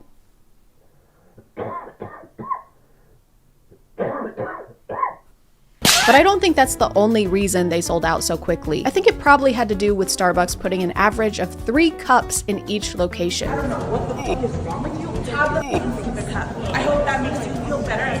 Thank you for hitting me. No matter which store people went to, there were never enough cups to go around. And I know Starbucks isn't technically a store, it's a coffee shop, so it's not like they have tons and tons of shelves that they can stock full of cups. But still, the marketing for this cup got so much interaction that they had to know they were gonna need more than 3 cups per store. By the way, I'm not being hyperbolic when I say that. There were genuinely only a handful, pawful, and that was before people kept dropping them on the ground. Alright folks, now we gotta leave some space so that I can sweep this mess. We need to leave a path to get to the register. Don't put that sound effect and be like, ah ha ha, he's stressed out. Bitch, you are stressing him out. Get out of the way. It's insane that they are actually so unaware of their surroundings. They have so much tunnel vision. They're blocking the employees off with their bodies. Speaking of tunnel vision, I've got it for today's sponsor. This video is sponsored by Raycon. Guys, winter is almost here, but I've barely noticed because of how hot Raycon's Black Friday deals are. I'm sweating buckets right now. With Raycon's audio products, you get the same premium quality you get with the big guys, but without paying the big prices. And with their essential open earbuds, you can listen to your music anywhere while staying connected to your surroundings. Their flexible ear hooks can bend to fit any size and are so lightweight you might even forget they're there. I'm wearing them as I write this script, and you had no idea. And neither did I, because I forgot. They've got 8 hours of playback time and 36 hours of battery life with a charging case, meaning a single charge can get me through days of thrifting trips, dog walks, and shower scrubbing. Plus, with their digital signal processing tech, they're made to optimize your voice while blocking out everything else. So when I call my mom, she can't even hear the shower scrubbing. Can you still hear me when I'm doing this? If you want to check them out and get up to 30% off during Raycon's Black Friday and Cyber Monday sale, just click the link in the description or go to buyraycon.com/ChadChadOpen. Thank you to Raycon for sponsoring, and let's get back to the video. So far, I haven't found one video where the store had more than a single-digit supply of cups. Hi guys, welcome. Do you have the glass beers? We only have one. What? You're lying. But what's even crazier than them failing to predict this is the fact that they also didn't enforce any kind of limits on how many cups each person could get. They told me there was only going to be 4. People going crazy, like damn, leave some for the rest of us. People were just allowed to walk in and grab as many of these cups as they wanted, which means the resellers flocked to these cups like bees to honey, or bears to honey. Or flies to honey. Everyone likes honey. And now if I look up Bear Cup Starbucks, the first things I see are people relisting the Bear Cups on Etsy, on eBay. This one is for $300 on Mercari. This one is listed for $2.5 million. So best of luck to them with that. Hope that sells quickly. People were standing in line anywhere from 3 a.m. in the morning to 9 p.m. the night before. Social media videos showed customers camping out in order to get their hands on one. I have no chance. People were so committed to getting this cup that they were even willing to commit crimes. We out here camping. I got the porta potty, toilet paper, wipes, and 2 chairs. Is this a joke? Is this a meme? Are we memeing? Been at Starbucks since 10 p.m. for the Hello Kitty and glass bear drop. I even brought my portable potty. I'm not losing my spot. Why did she phrase it? I even brought my portable potty. Like it's a fun fact. Like that's an additional fun fact. None of this is fun facts. I'm gonna be sitting out here for hours. And I even am gonna be shitting out here for hours. It makes literally no sense to me why you wouldn't have some kind of limit per person on the cups right out the gate, especially based on how past holiday launches have gone. Get him! Get him! History tends to repeat itself. History tends to repeat itself. Imagine having such a wanted product, seeing people start queuing up the day before and going, wow, this is great. Everyone will be respectful and only grab as many cups as they need. Are you sure? I mean, there's something called greed. Yes, I love Michael B. Jordan. So you've been standing in line for hours or all night even. Your feet hurt, it's cold, the woman in front of you is shitting into a bucket. And after all that, you still don't get a cup because the guy in front of you swipes them all so he can list them on eBay for 17 times the price. I just bought this cup for $30. In 20 minutes, it's sold right there. $215. This guy. Surely that wouldn't cause people to fight each other or anything. That wouldn't. Okay, this is literally the second TikTok I'm watching about this, and the first words are, okay, fine, call the cops on me. I don't care, call the cops on me. But some people didn't even have to go to eBay to turn a profit on this because they started getting offers for the cup right there in line. And I walk in and some girl is checking out with it. So I go up to her and I'm like, can I please buy that off of you? I've been looking for this cup. I will do anything. I have $1,000 in my car cash I can give you. Hang on a second, pause. That is crazy. Why would you spend that much money on something as trivial as a cup just because you want that specific one? That would be like spending thousands of dollars on a piece of cardboard. Oh my God, Bill! No one would ever do that. The worst part of all of this, obviously, is how people were treating the employees, who are, by the way, already going through it. Don't buy Starbucks right now. There's a strike going on for unfair labor practices. I guess they forgot how to treat their employees well. I guess someone should get them a refresher. Turns out when you market a cute cup to people who love cute cups and then don't send enough cute cups to stores, the first people to get blamed are not the executives who made those choices, it's the employees. Employee! Some people immediately decided that the reason for low stock in stores was because the employees were buying all the cups. How would they So employees ourselves were scheduled to be in the store at 5:30. Okay, so she's working. It's so cool that all three of these people are yelling at this guy at the same time. It's also so cool that we're filming this so we can try and get him in trouble later. She's on the clock. So she's shopping on Starbucks clock. Thank goodness this woman is here. I was beginning to worry no one was around to advocate for the billion-dollar corporation. She's shopping on Starbucks clock. And you're hopping on Starbucks' clock. Hop off of that thing. Stop riding them. Trying to get an employee in trouble and potentially messing with their livelihood because you didn't get the product you want is slimeball behavior. I'm sorry. Slimeball court. I saw so many TikToks where people were claiming the cups were gone because the employees probably bought them all. The barista mug was never on the shelf. The employees' props bought it, annoyed emoji. Which I think is a pretty unfair conclusion to come to when the employees had nothing to do with how many cups were sent to each store. It was the company that decided to use scarcity marketing for this entire campaign and make people feel like they missed out on this one so that next time they'll be more likely to try and get one. It's not like they sent hundreds of cups to each store and the employees stashed them all away. The employees aren't napping in the back rooms on a big pile of bear cups like Smaug. I feel like a more accurate metaphor for this would be throwing a big juicy steak in front of a group of starving lions. I'm so hungry, by the way. And then turning to the squirrels and being like, okay, don't let them eat any of this steak or you're fired. I haven't. On top of all of this, employees had to deal with people like this. I was here at 5:30. I've been sitting in my car. I sat in car. Stop talking over her. Yes, oh my god. This is giving me PTSD, like flashbacks to working in a call center. This is terrible. Show me the cameras, please. I can't show you the cameras. But you can. You're claiming Bro, something. she just said she can't show you the cameras. can, Oh my though. god. Okay, we're not going to serve you, unfortunately. Well, you have to. No, they don't. I cannot show you the So cameras. go look at the cameras. There was maybe like 9 people lined up, but they were lined up at the exit. So I walked up and stood at the entrance. It doesn't matter if the line is over here or if it's a few feet over here. This is still the line. It doesn't matter if you walk up and you just decide to start your own line based on the sign in front of the doors. The doors both open. People enter through the exit all the time, every day. It doesn't matter. So everybody pushes through, all right?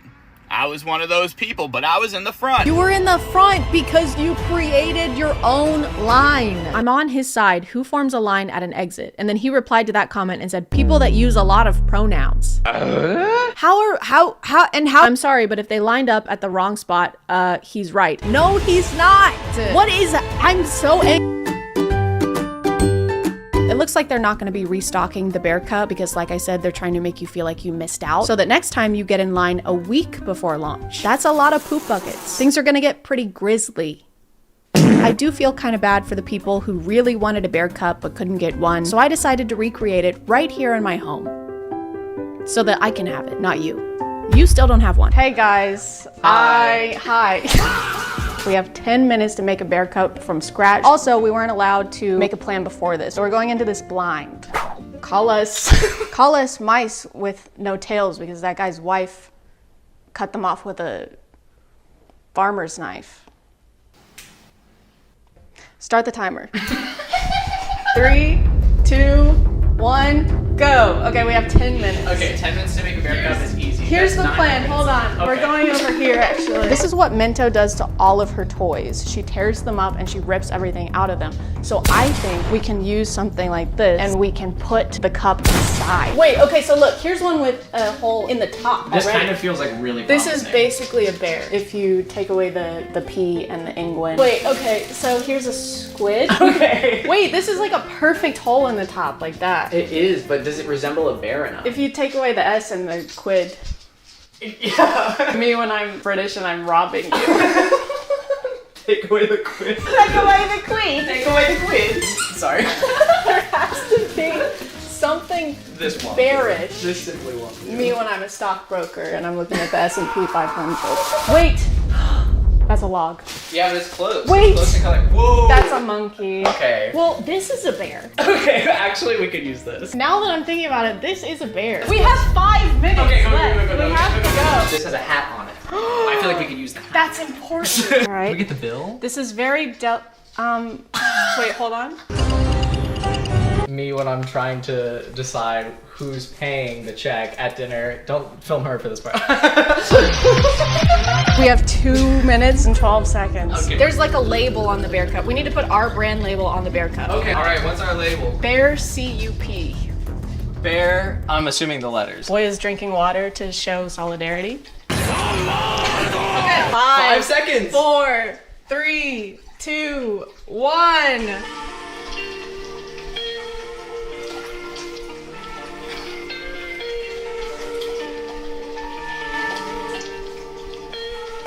All right, here we have our very own.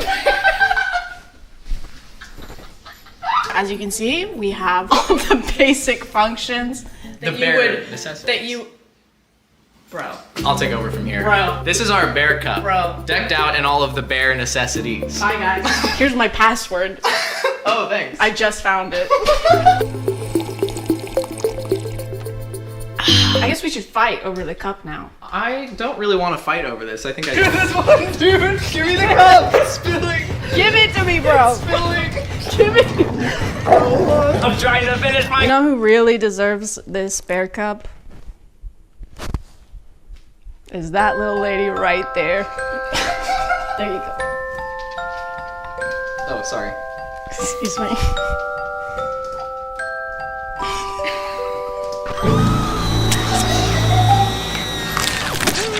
I'm gonna call it there, guys. Thank you for subscribing, and if you are still here, thank you so much for watching. I appreciate you clicking on my video out of all the videos that are on here, and I'll see you next time. Okay, bear.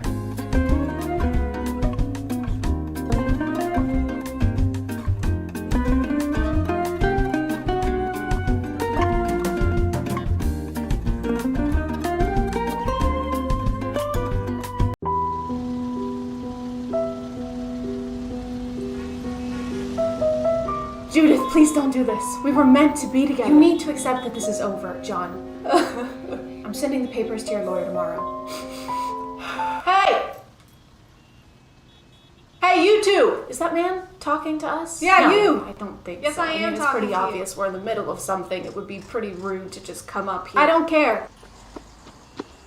Hey, what do you want? Punch or slap? What? Punch or slap? Would you punch or slap me? That's the same. Don't you mean kiss or slap? No. Please, no. We're in the middle of a conversation. Okay, fine. Kiss or slap? Neither. We're trying to. Film or go. Filmora what? This video is sponsored by Filmora Go. Filmora Go is a free video editing app that can be used for basically everything, including YouTube, TikTok, and Instagram. I don't know if you've ever tried to make a TikTok with the app's internal editing, but it's kind of a nightmare in my experience. Like if you want to split clips in TikTok, you have to do it all in one go, and if you have to go back to re-record any video, you can instantly lose all of your progress, which I have done several times. One of my favorite things about Filmora Go is that you can split those clips as much as you want, and it automatically saves your changes so you don't lose any progress. Filmora Go also has this cool voiceover tool that I'm actually using to make this bit of the video with right now. The app has over 1,000 free music tracks, but y'all know how much I like my sound effects, so Filmora Go also includes a library full of free sound effects you can use for your videos as well. They update their resources frequently with thousands of filters, stickers, and transitions, so you can download the app and conveniently edit and post videos without having to wait around or upload footage to a computer. You can download Filmora Go using the link in my description, and be sure to leave a review on Google Play or the App Store. Thank you for listening, and thank you to Filmora Go for sponsoring this video. You know, John, maybe we're making a mistake. Really? Yeah, I mean,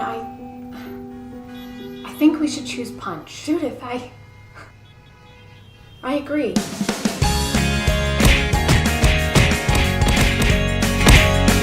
Hey guys, and welcome back to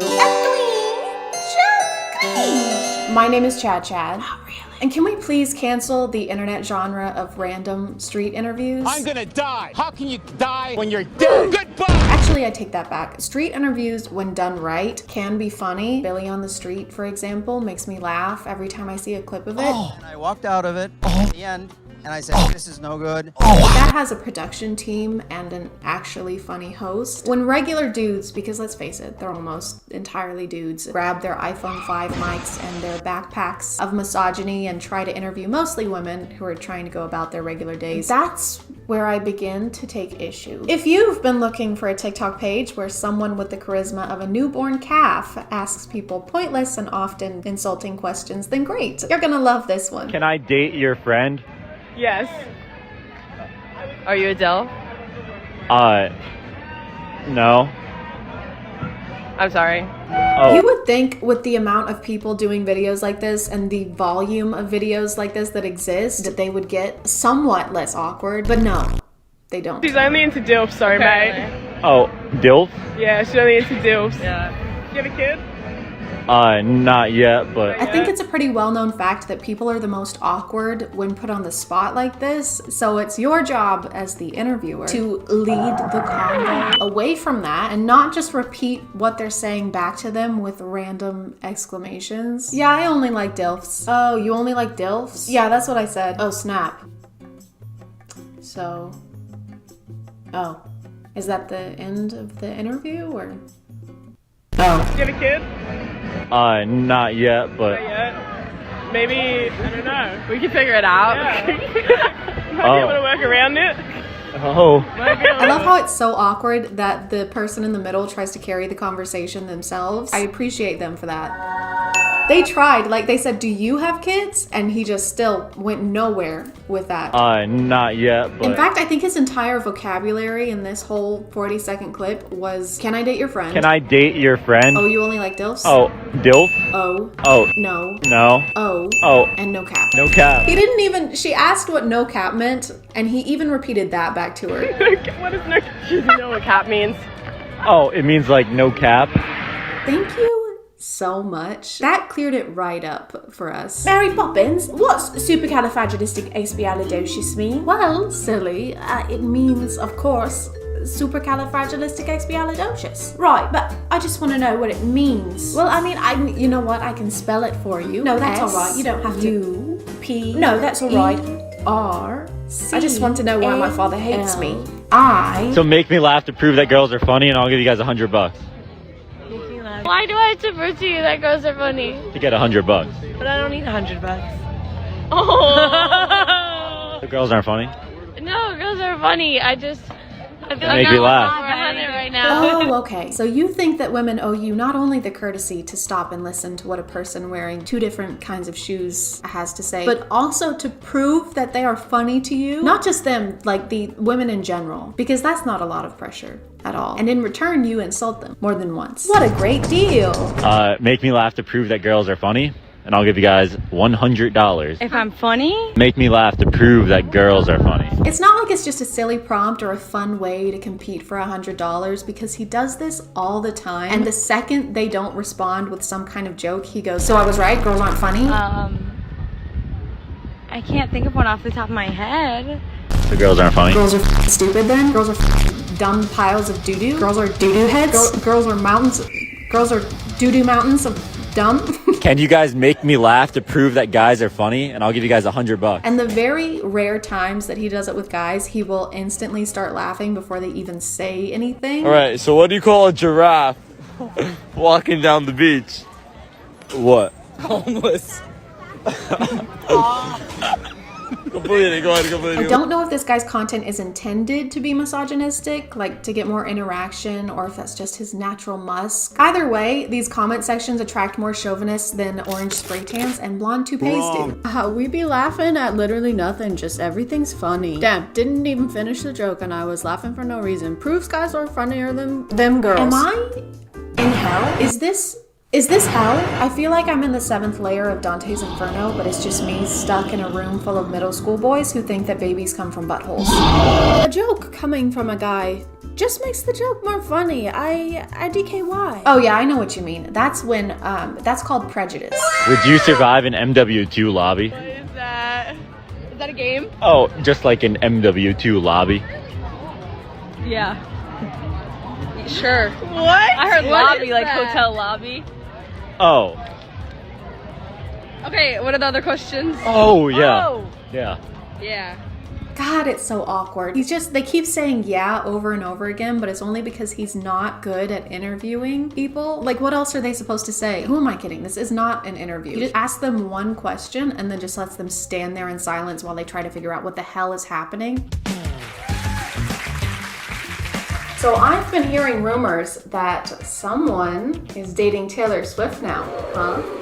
Yeah. Yeah? Yeah. Yeah. Yeah. Yeah. Yeah. Yeah. Yeah. What? Yeah. Yeah. Yeah. Yeah. Yeah. Yeah. Yeah. Well, yeah. Yeah. Yeah. Yeah. Yes. Yeah. No cap. No cap.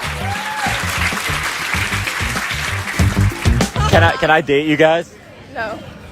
I don't know. Yeah, I'm the only single one. Oh. Yeah, let's go. Okay, perfect. Oh. This is kind of worse than the stuff I usually make videos on, because usually it's TikTokers not interacting with real people in real life. They just make stuff pretending to do stuff in real life. This is worse. TikTokers in the wild, and it's not good. Yeah. Well, I didn't really want to date you. I wanted to date the other ones, but thanks anyway. I don't want to date you either. They were like going to hug him to be nice probably, but he wouldn't move. And then he said he didn't want to date her and insulted her. A good interview. You're driving 80 miles per hour. How long does it take for you to drive 80 miles? 8 minutes. An hour. No. Wait. Yeah. 60 minutes. Yeah. You good with your answer? No. Yeah. Yeah. 80 minutes? No, she was right. Me? Yeah. No. Yeah. Oh. Oh. So have any of these people spoken to a human before? I feel like I'm watching three lamps that suddenly gain sentience try to hold a conversation with each other. How much wood could a woodchuck chuck if a woodchuck could chuck wood? 42? No. Yes? 3. Wood? No. Amy Winehouse? 3? No. You were right. I was right. Wine? Yes. 3. No. 3? No. Wood. Wood. Yes. So make me laugh to prove that girls are funny, and I'll give you guys $100. Yeah. All right. Why'd the chicken cross the road? Oh. Because. No, okay. No. Oh, yeah, no cap. Fax no printer. Petition to stop pity laughing at jokes, except for mine. Laugh at all my jokes. This is what we're creating. Guys with the personality of a leather ottoman who think they're qualified to be comedic judges. Yeah, no cap. Can you make me laugh to prove that guys are funny, and I'll give you $100? No. I suck. I don't know. So yeah, that was good. I don't know. I don't know any jokes. Yeah. So this is what makes me think he's being antagonistic for views. If it's a girl, he'll keep a straight face, but if it's a guy, he'll instantly burst out laughing no matter what they say. I think he's just doing it so that people will either comment agreeing with him or trying to argue just to boost his videos. He also posts so much. I was watching these for hours and just checked the date, and this one is only from July of this year. Or maybe it just felt like hours because these are so repetitive. It's either this $100 challenge or one where he asks them to name 3 athletes for $100 because, you know, women aren't funny and women know no sports. Like, of course people aren't going to be funny when you put them on the spot like this, especially when you're standing there giving them a death glare. I think even the best stand-up comedians would struggle with this just a little bit. Up next we have ChadChad. Everyone please give him a warm round of applause. Thank you. Get up there. There he is. No, wow. Thank you so much for coming out tonight, Chad. I didn't know I was. You're funny. I'm serious. I'm wearing pajamas. Oh, stop it now. I was just getting more rangoons and going back to my apartment. That muscular man pulled me from the street and shoved me out here. You're killing me. I was basically kidnapped. Okay, get on with it. Big jokes. Come on. Okay. I mean, bitches be crazy. Am I right? Hell yeah, they are.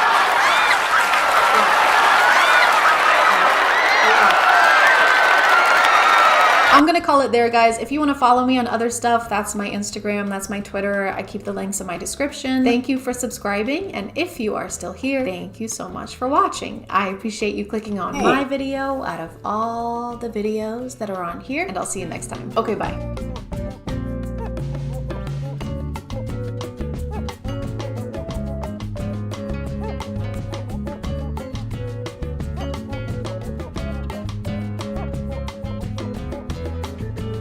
Hey guys, and welcome to a dentist being worse than a regular dentist somehow. A cavity of depravity. My name is ChadChad. And have you ever been sitting in a dentist chair, mouth agape, blood dribbling from your gums, and every few minutes your stomach rumbles because you overslept and forgot to eat before your appointment? And you make sure to mention it to the dental assistant in a jokey way so that she knows you're just hungry and you don't need to take a shit. And you think to yourself, what would make this even better is if my dentist was a steaming pile of garbage. Hi, my name is Dr. Kenny Wilstead, and this is my practice. I've been practicing dentistry for 13 years now, and I specialize in making people smile again. If you want free shit, you gotta like send some pictures of your boobs. This guy is Dr. Kenny, or Dr. Ken, not like the Barbie doll Ken, even though they probably have the same number of testicles. But Kenny's job is just to, he's got a pretty big following on social media and specializes in smile makeovers. At least that's the type of service he usually posts content about. And he recently announced a new TV show that he started filming for. Exciting news, we are filming for my new show. But he prides himself in the fact that his practice is down to earth and politically incorrect. One word to describe my office: real. Well, okay, 2 words, because unprofessional. And most importantly, jokes are allowed over there, okay? Unlike everywhere else where joking gets you locked up on the spot. Hey dude, look, get it? I'm under arrest. Yes, you are.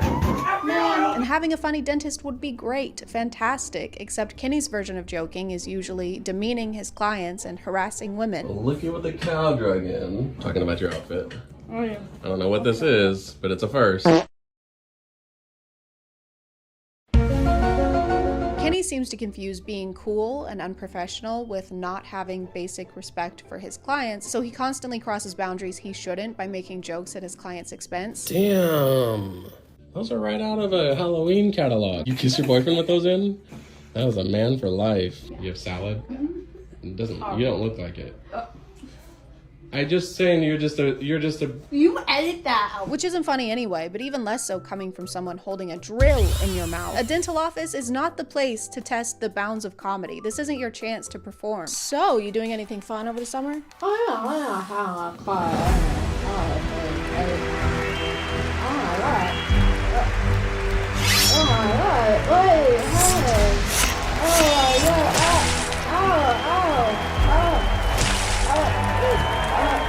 Yeah. But if you want to see something truly magical, then you should check out today's sponsor. This video is sponsored by Book of the Month. Listen, you like to read, you like to have books, but sometimes you don't know what book you want or where to find it. Sometimes you just want a book to fall into your lap.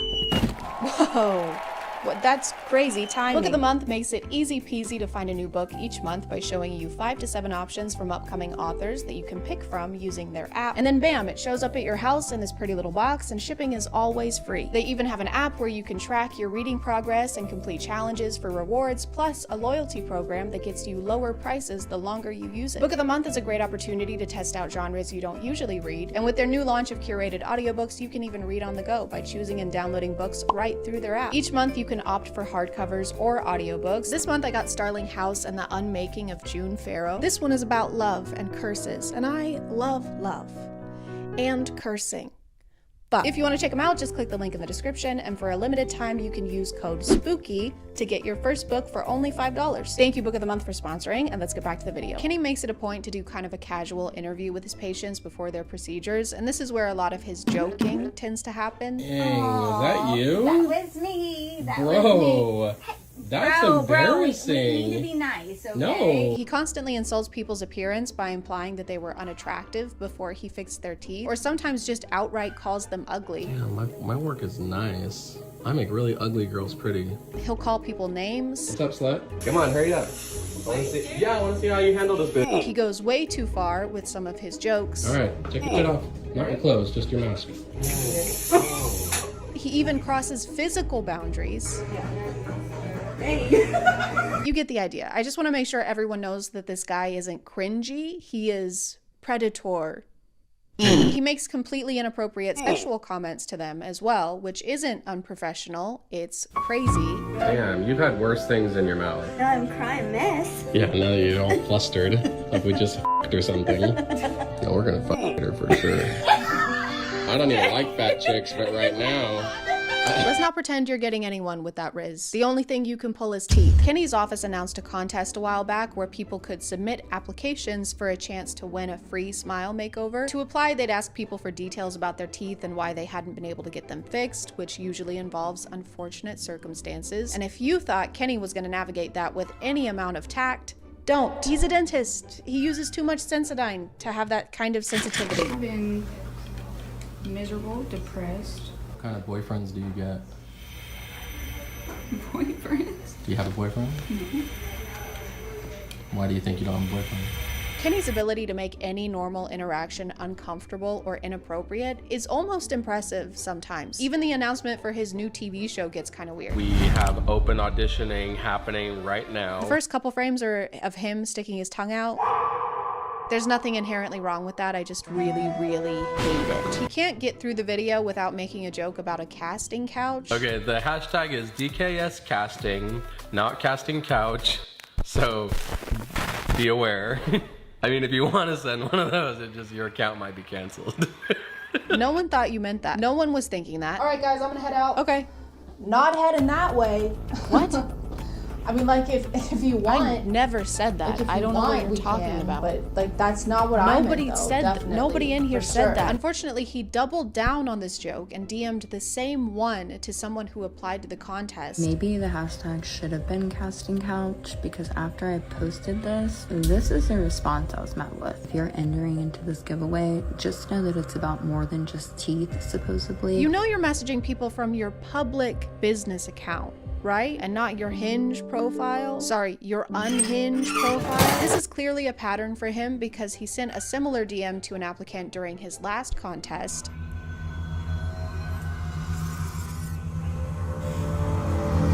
Saying something like this to someone who just asked you for help is so evil. She started a GoFundMe because she didn't win the contest and clearly she's not gonna go get it done here. So I'll put that up here somewhere, and in the description, I'll definitely be donating because this was awful. Not only are jokes like these allowed at Kenny's office, apparently so are crimes. He was actually arrested in 2014 for overprescribing medications and for committing fraud. Guess you could say he lies through his teeth.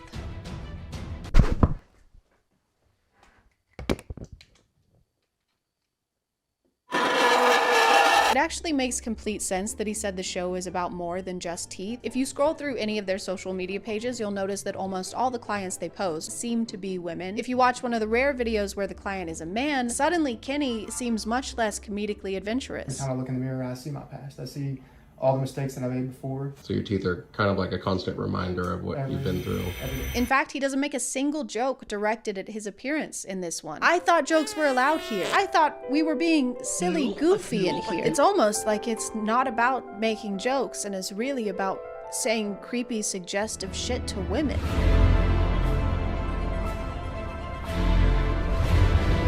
Again, you can be a dentist and make jokes without being creepy or mean. Jokes don't have to be mean to be funny. Unless they're about Kenny, then they're hilarious. L, farthead, stinky, no bitches, oops and pants. While it is a nice gesture to do free dental work for people who really need it, in this situation it's also sinister because it creates this place where Kenny can say or do whatever he wants and people just have to put up with it. One of the contest winners actually made a follow-up video about her experience. And that is disgusting behavior that you portray on every platform that you have. And he responded to this video calling him out with a massive text message where he brushes off his comments as being his satire personality. You can't even spell satire.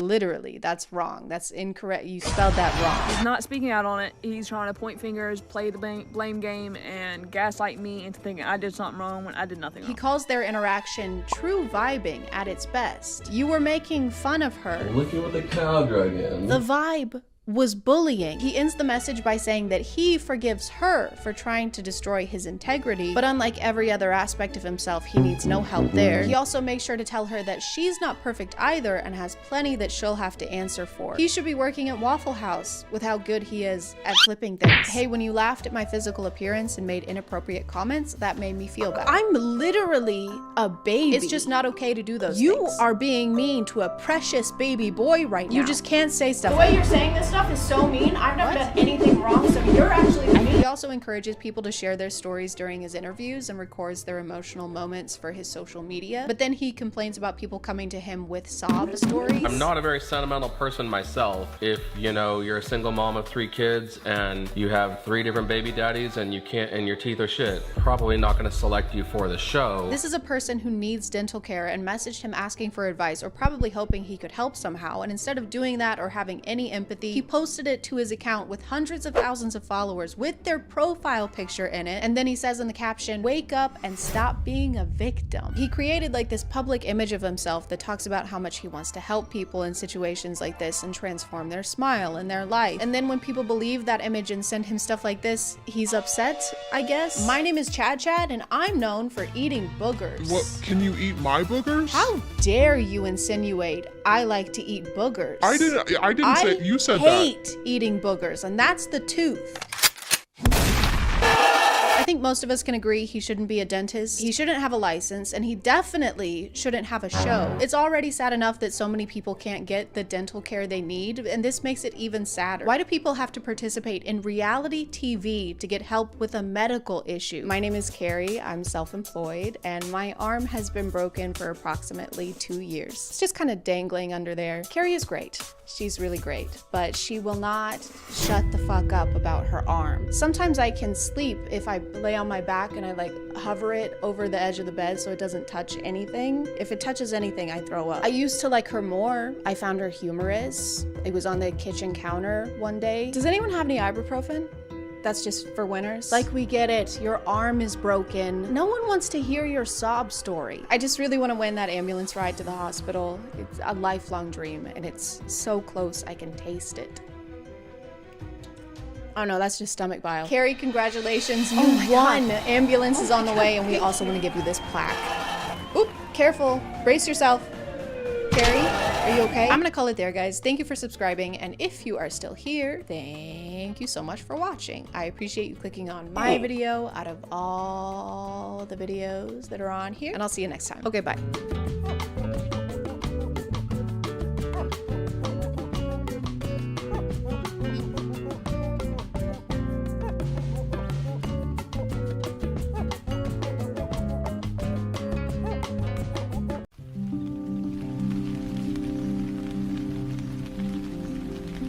Stop, don't eat that. Who are you? Are you me from the future? I'm that sandwich in the future. My lunch? My name is X-A12. Okay, but what does that have to do with my sandwich? X-A-B, I'm sorry, what was it? It was X-A12. Look, if you eat that sandwich, the world is done for. Okay. X-Ford, F-150. Do you have a nickname? Absolutely not. Okay, vitamin B12. I feel like you just want to steal my food. Why would I need to steal your food? My dad is Elon Musk. Okay, well, don't do this. Ha! I knew it wouldn't. Hey guys, and welcome back to My name is ChadChad. Not really. Is it welcome back though? Is it really? Or is this the first time you're here? Or do you think it's the first time you've been here, but it was actually the last time you were here, and you're looking back at a version of yourself in a parallel universe, and you're actually about— Okay, that's enough. I'm sorry. We're watching time traveling TikToks today. I've recently stumbled upon a new side of TikTok that I much prefer over the endless bodyguard POVs, which I'm still getting a lot of, by the way. And there's a lot going on over there. Time traveling being just one of the many stuffs. We've got conspiracy TikToks, horror TikToks, those scary underwater videos that I hate but cannot stop watching. I think it's because I have zero knowledge of what's actually down there. So you could show me a picture of any weird looking creature and tell me it was from a deep level of the sea and I would believe you. Hey Chad, check out this new creature they found at the bottom of the ocean. Yeah, that checks out.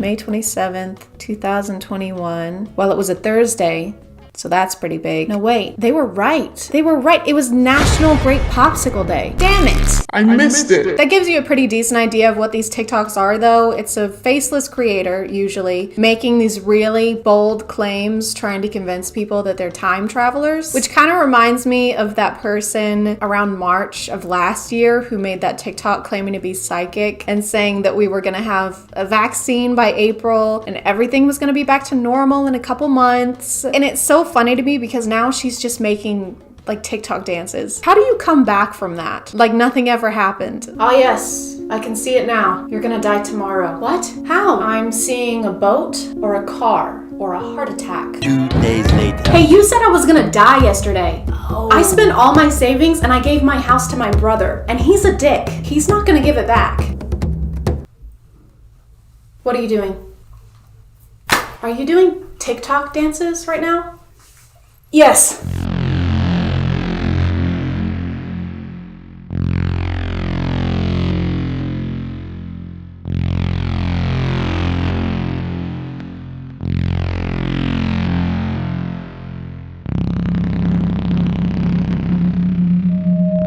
Okay, so far this is just the plot of Chosen Ones by Veronica Roth, the one who wrote Divergent. I really hope when the world ends it's not structured like a Veronica Roth novel. The world is in shambles, and I'm the only one who can fix it. I'm a normal, everyday girl who's gonna be played by a stunning, flawless actress. I'm not like everyone else. I'm weird. I'm a weirdo. I don't fit in. Because I actually don't remember what her special ability was. I guess she could just dream. Well, I'm Triss. My boyfriend's name is a numerical value, and I can dream pretty good.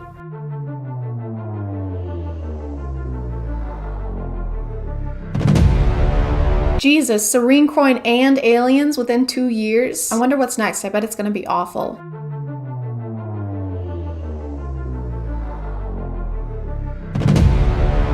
Oh my god, an earthquake. Not gonna lie, it kind of pales in comparison to full-on aliens.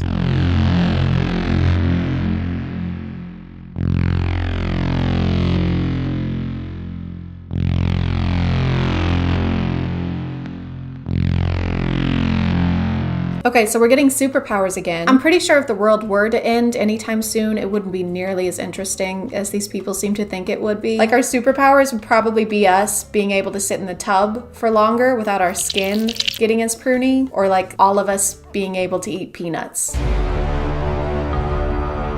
Hold on, a T-Rex egg? Like they found a T-Rex egg and the device, they just happened to be in the same area, or the device was inside the T-Rex egg? Because that's a very confusing way to make a groundbreaking discovery. What is that? I think it's a dinosaur egg. No way, dude, that is so cool. Oh wait, no it's not. Oh, darn it. Not just a dinosaur egg. What? This is a device that opens a portal to a parallel universe. Whoa, that's like way cooler. I know, right? The following video was sent to me via email by a time traveler from the year 2026. This is what the email said. The video I sent you shows a time traveler meeting up with an interdimensional robotic being. Pay attention to the man dressed in black. They exchange a few words and talk about the fate of the universe, including Earth. And then, just as fast as the robotic being appears, it disappears. Okay, aside from this being some of the greatest editing I've ever seen, how would you know what they're talking about? There's no audio, they're not mic'd up. They could be talking about something totally normal, like their Subway orders, or Will Smith. I can't tell if this page is actually a conspiracy page or if they're just trolling, because they made a video saying we should stop drinking grape soda because it's killing the planet. I've mentioned grapes twice more than I thought I would in a video about time travelers. The following is a video that was sent to me by a time traveler who claims to be in the year 2059. In the year 2059 is very hot because the Earth has no protection over it. The sun rays go directly down to Earth and actually affect dramatically the world's population. When I asked him why send the video footage to us, he replied to me, because in order to save humanity, you must stop everything that you are doing. Please stop drinking grape soda. We can't get any more detail on that? Just... stop drinking it. As far as sodas that have the power to eradicate humankind, grape soda wouldn't have been my first guess. It would have been root beer. That shit is rancid. There's no way it isn't destroying the ozone. When humans reached the moon for the first time, they did encounter some of the Marchulians. And in fact, humans mixed with Marchulians and had babies. Those babies went back to Earth on a secret capsule. This whole account is just really bad CGI or a screen grab of a futuristic looking video game while he talks over it about something bizarre that happens in the future. Yeah, so whenever you want a burger, you can grab these packets with a picture of a burger on it, and put it in a future microwave. Wow. And then bam, what do you have? I'm gonna guess a burger. Wrong, it's Jeffrey Bezos. So I think we've learned enough about what huge events are gonna take place, but what about future technologies? Are we gonna have flying cars soon, or the internet in our brains? Or maybe ankle socks that don't end up around your toes? I brought this. Do you know what this is? Looks like a pen to me. Well, that's where you'd be wrong. This is actually a stabilizer or anti-stabilizer. So if I were to put this on your head, it would destabilize your brain and just kill you. None of that. We just get slightly more dangerous pens. Do you have any other type of technology? You see. Do you know what this is? No, I don't know what that is at all. Alright, so this. If you throw it, they can destroy a whole universe. I love how it seems like they didn't plan this at all and they're just improvising, because as far as things that I think would be difficult to make up on the spot, the entire future of our planet is pretty high up on the list. Do you know what this is? This contains all the DNA from other extraterrestrials during my time. Wow. It's off right now. Thank God it's off. But if I were to turn it on per se, I could go through all I think you just turned it on though. the extraterrestrials and I just slap it like this. I get their DNA, I turn it into them, and I have all their powers. That comes in handy for like if you have to fight someone. Yes. If you have to fight someone, that's the most appropriate situation you could come up with. You know how when you get into a fist fight at a bar and you just summon all the aliens in the universe? Hey, that's my seat. No, it's not. Yes, it is. What are you? Jesus Christ. Okay, you can have the seat. This mini thing right here? It's from the future. Believe it or not, it's from the future. It's my time travel device. So it's $100. It's a mini time travel, and after like 10 uses, it gets wasted of all its energy. So just to recap, in the future, our time machines will look like Samsung battery packs, and inflation is going backwards. $100 for a literal time machine that you can only get 10 uses out of before it dies, like a vibrator you bought from Wish. We have this special energy, and it involves dark matter. It's $100. You have to squeeze it, then you have to turn it on, obviously, and then you can go back anywhere, back in time, any place you want. And you go there. They're so good at making detailed backstories for random items on their desk. It's a talent, honestly. So this looks like a plastic skull, right? Yeah, it does. Well, that's where you're wrong. Oh. This is actually the key to our entire universe. Oh, wow. Because in the future, our entire universe is a fishbowl. Oh. So if you sing the ABCs into it, you get telekinesis. That's incredible. There is no going back after watching this. What if I told you that the world around you isn't real, but an illusion? This information will become public in 2071, but I am here to tell you the truth early. There are those who are aware of this today, and we call them wanderers. Wanderers are capable of lifting the curtain and seeing the world for what it truly is. Wanderers are also capable of seeing into the future, and a select few can even time travel. And I am one of them. Some of you might recognize Arya from my kids' content on TikTok video. I'm not sure how well she'd be able to time travel, considering she's afraid of LED lights and advertising products to children in an ethical way. I guess this is a thing now, like this is a new genre on TikTok that's apparently profitable. These videos get a lot of attention and everybody wants a piece of the time traveling pie. I like to imagine they have weekly meetings where they congregate and discuss how to manipulate people online, but they aren't very good at it. Guys, I don't think people believe we're time travelers. What? What if we stopped using the same super dramatic music over all of our TikToks? Michael, what is that? Like a joke? Tell them an insane event is going to happen and give them a very specific date of when it's going to happen. But what if nothing happens on the date we give them? Something always happens on a day, Michael. Always happens on a day. Detail is our top priority. Anyway, like I was saying, tell them we're all gonna get powers from the sun. Oh, what kind of powers, by the way? super ones. It's not very detailed. Get him the fuck out. I hope you guys learned something today. If you didn't, wait until we've invented time machines, transport to about 10 to 15 minutes ago, and then watch this video again. Or just replay the video. That would probably be easier. But I'm gonna call it there. Thank you for subscribing, and if you are still here, thank you so much for watching. I appreciate you clicking on my video out of all the videos that are on here, and I'll see you next time. Okay, bye.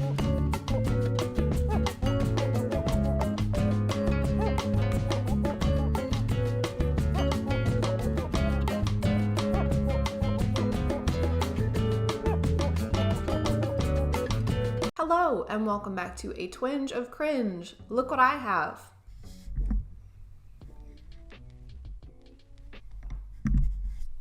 It's a mic. My office is kind of empty, so if the audio still sounds a little echoey, let me know. I might have to get wall panels or something like that. I'm also sitting down because I was recording for 2.5 hours for the last video I did, and my feet broke. So I don't know what your expectations are as far as posture, but if I were you, I'd keep them very, very low. I'm trying to find a way where I can upload more than one video a week. So I'm doing more of like a reactionary kind of video today. Is that a word? Reactionary? Whatever, if it is or if it's not. That's what we're doing today. You know what I mean. So today I'm gonna watch some 123Go videos. If you don't know who 123Go is, they are owned and operated by the same people who run 5 Minute Crafts. They are dumb, they are pointless, and they somehow get millions and billions of views. Say what you will about them, but they really know how to clickbait people. Right off the bat, there's just a lot of color. I don't think I've ever met a person who watches these videos voluntarily. Oh, hold on a second. David's coming here now? But I'm with Betty. Gorgeous, perfect hair and makeup Betty. Okay, I get it. So, Resin Earrings over here is in love with Betty, obviously. And she doesn't want this David person to come and ruin her date because she's gonna make a move. Got it. No one wants their boyfriends around that. Oh. Never mind. Please, can you just be ugly for once? Fine. Only 'cause you're my bestie. Gonna need a hoodie for this one. There we go. Okay, really crazy brows. And the finishing touch. This is awesome. Or you could just tell David you want to hang out with your friend alone and bypass all this cliche glow down shit. Hey, babe. You remember my friend Betty? Whoa, is that even a human? Are those glasses? Is that even a human? If you're a woman and you wear a hoodie to lunch, you're a failure, he says as he shows up to lunch wearing a hoodie and a backwards flat bill hat. The absolute peak of male fashion, I might add. What a beautiful day to chat with a girlfriend. May as well take a stroll. Are you kidding me? Look at them. Look at the chemistry. I ship them. They have way more chemistry than Resin Earrings and Flat Bill Jimmy did over there. Unless you're a girl yourself, you have no idea how awkward things can get. Can you think of any other less savory situations girls get themselves into? As a girl, I have not encountered a single one of these situations, ever. But I appreciate the thought, I guess. One of my favorite things about these videos is how they don't bother to get a different narrator for the dudes. So it's just the same lady, but she just makes her voice. She's like, better organize all this cash. Like, that's the best dude voice you can do. I can do a better dude voice than that. Hold on. Now, how do I... My leg. Let's see here. 95. Where'd you get all that cash, Kevin? Who has cash nowadays? Unless you're... So here you go. Grab some double-sided tape. You know, double-sided tape. What do you mean you don't have double-sided tape? Everybody has double-sided tape. Fucking loser. And then gently caress your friend's ass while you stick the tape to them. And don't worry, they won't feel it because then the prank wouldn't work. Why'd Kevin sit down on his money like that? Like he's trying to hide it. It's almost like you got that money in a nefarious way, Kevin. Ha ha ha ha ha ha. It's funny because he's a man and she's putting makeup on him. As if this man was not already wearing concealer, at least 2 coats of a full coverage foundation and a setting powder. Also, I think a little bronzer, but I'm less sure about that. Hey kids, want to play a super sick prank on your friends? Destroy their property. Don't worry, it's not actually their property, it's their less important property. Destroy it. Wait, hold on. Do I have a meat cleaver? Hold on, wait. Pretend this is a meat cleaver. It just slipped out of my hands. It just slipped out of my hands, Lily. It was obviously an accident. Lily is a, how the French would say, a fucking menace. She doesn't listen to Kevin when he's trying to tell her about his day. She steals from him, steals money from him, and if he sings along to his music, she forces him to do the Kylie lip challenge with a vacuum cleaner. Kevin needs... Is there such a thing as a tape fetish? Because if so, I'm 103% sure that Lily has it. I don't know what kind of industrial strength duct tape y'all have up there in Canada, but here, the duct tape I use couldn't hold an ass hair onto a piece of parchment paper. To summarize this video, Lily is a menace, and everything Kevin does is justified retaliation. Ever wonder where girls get all their makeup and beauty ideas? Well, from looking at a magazine, of course. I have never read a magazine in my life. I think the closest I would ever come to reading one would be if I was in the bathroom and my phone was dead, and even still I wouldn't crack it open until after I'd finished reading the ingredient list on the back of the Dial soap on the counter. No, my eyeshadow! Sorry, Bella. I thought you had a good grip. Hey, these lipsticks could work, right? Why don't we give it a whirl? Sounds interesting enough. If you're in a bind and don't have all your makeup available, try using some of your lipstick as eyeshadow and dab it onto the outer edge of your lid. Actually, do not do this. I don't know much about makeup ingredients, but I seem to remember hearing something about why you shouldn't use lipstick on your eyes, especially red lipstick. I think there's a dye or a certain chemical in there that's especially not good for you, but I'm gonna leave that to Research Chad to figure out and explain to us. It's only an hour until Bella's big birthday bash. You'd better hurry up with those balloons, Lana. You're running out of time. Oh gosh, what happened to my makeup sponge? It looks like you wiped your ass with it and then rubbed it in dryer lint. Hey, here's your deflated balloon. I wonder if I could use this thing as a makeshift sponge. Start blending it in with gentle pats. Hey, that doesn't look half bad. Instead of washing your beauty blender or refraining from using it to wipe your ass, just use one of the balloons you have laying around for your birthday party. What do you mean you don't have a birthday? It's not your birthday? Oh no. Well, this hack is really convenient, but only on one day out of the year. But on the day that it is, on the day you can use it, it's stellar. Oh, my blush wore off. I look so pale and splotchy. Yeah, you basically look like a vampire. I'll just pop on a little blush and all will be better. Did I seriously forget to put it in here? I can't even believe you. Lana, you might as well go home because no one wants to look at your hideous, blushless face for the rest of the night. Pucker up and put your freshly painted lips onto a paper napkin like this. Press the mark to your cheek like this. There you go. Wow, that really does look like you're wearing real blush. See the difference? No. Hey, Lana, that looks exactly the same. Looks like Justin's stuck at home studying on a Saturday again. Hey man, wanna go shoot some hoops? Whatever. Aw, poor guy. He's never gonna get through all this in time to play. Now it's time to bring this bad boy into the mix. Catch this one, buddy. Whoa! Justin didn't think he was sitting in the splash zone, did he? Hey, is your friend studying too hard? Do you want to help relieve some of the stress they're feeling? Well, destroy their property. Fully ruin their homework so they have to start over again. Problem solved. That'll be $29.99. Yes, that's right. Watching this commercial will cost $29.99. But wait! Call within the next 5 minutes and you can watch this twice for the same cost of $20. Kevin's asleep. Turns out makeup can be used lots of ways. Oh, okay. We're gonna put more makeup on Kevin. Huh? What happened? I don't know why you guys are acting so weird. Phew, my hair still looks good. What's all over my face? Oh. Destroy your friend's self-confidence. I'm just gonna close this computer very slowly. Put makeup on him. Justin's gonna be in for a rude awakening in a couple minutes. Don't laugh, Kevin, you wake him up. And now we just have to wait for the magic to happen. And that time is now. Don't laugh, Kevin. You'll wake Justin up. All right, now it's time to wake Justin up. Yes! Ooh, man, that had to hurt.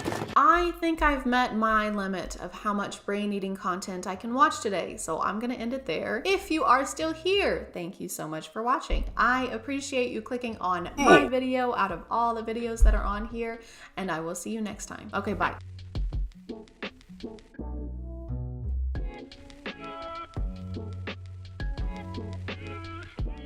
Hey guys, today we're talking about Joe.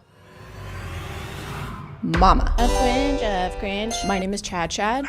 And JoJo Siwa has been acting kind of silly lately. Good morning to every single human in us in this entire little bit. What else going today, guys? Good. She's been doing some weird things and moving her body in a weird fashion. Speaking of fashion, she's been doing weird things with that as well. My knee hurts. I'm not sitting because you guys told me to. I'm sitting because I want to. You can't bully me. If you're like me and never watched reality TV or Dance Moms where JoJo got her start, then your knowledge of her is probably bows. That's all I think of, that and asbestos for some reason. I don't know why. I'd have to do some more research, but I'm thinking about asbestos as always, right? JoJo's been a public figure for a while and is known for having a pretty young audience, thus the bows and bejeweling of the hair. She usually sings and dances in an aesthetic I can only describe as the human version of a glow stick. Everything about her is fluorescent, and if your eyes are exposed to her, recently anyway, then irritation may occur. By the way, I watched about 3 minutes of Dance Moms to try and understand where JoJo came from, and it's just like people getting mad at kids for having the coordination of kids, and they edit it like every mistake is an earth-shattering devastation. Hold on. Did you just point your toes? How could you do this? I'm sorry, Your mom is crying. You made your mom cry. It was an accident. You were an accident. But now JoJo is going through a kind of rebranding, and I say kind of because it's not the best rebranding we've ever... She's coming out with a new song tomorrow, actually, and I know that because she has not stopped talking about it. JoJo, you coming out with some new music. What? Yes. No one knows what's happening. No one knows what's going on. I do. I know what's happening. Nobody else. So fun to watch.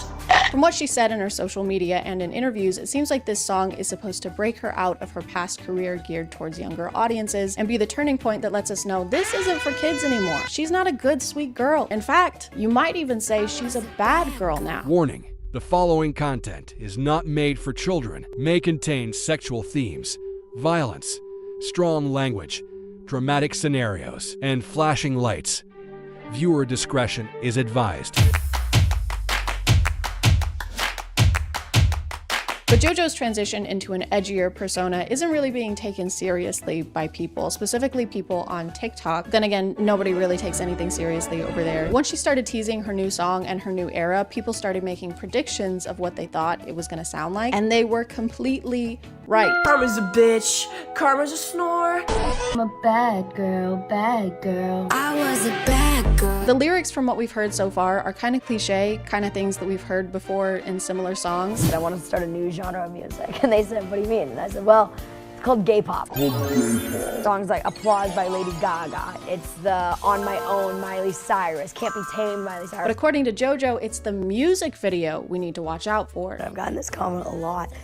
The thing is you think I have. Everyone's been talking about the song, oh, this about the song, that about the song. No one's even questioned the music video yet. I'm about to start sharing some things from the music video, and that's where shit gets real crazy. What could it be, guys? What's gonna happen? I wonder if there could be music or video. What if there's both, guys? Guys, what if there's both? Or what if there was today's sponsor? This video is sponsored by Raycon. Mother's Day is coming up, and you know what mothers would love?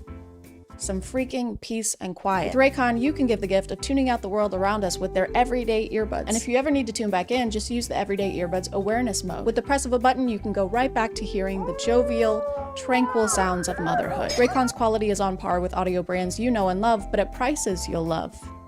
and also no. I'm a fan of their optimized gel tips. My ears are almost as sensitive as my heart, but with these, my ears have never felt uncomfortable and they've never fallen out or even budged. And with 8 hours of playtime and a 32-hour battery life, I can use my everyday earbuds while I stress clean for an entire day instead of working on a video or literally anything else I should be doing. The everyday earbuds have multiple tap functions, so I can make or take calls while I'm on the move. They're also water and sweat resistant, so if I accidentally drop them in my armpit, they'll be fine. If you want to check them out, just click the link in the description or go to buyraycon.com/ChadChad to get 20% off your Raycon purchase plus free shipping. Thanks to Raycon for sponsoring, and let's get back to the video. Everything I've seen so far in their marketing is exactly what you would expect. The lyrics are what you would expect. The dancing is what you would expect. And for something to be edgy, you have to be on the edge, you know? You have to edge us. In one of her podcast interviews, she mentioned she was actually worried to sing the lyrics to her new song. I was very afraid of the lyrics of Karma. I wasn't ready to say I was a bad girl. If I had a wish, I would have never effed around. I wasn't ready to say I'm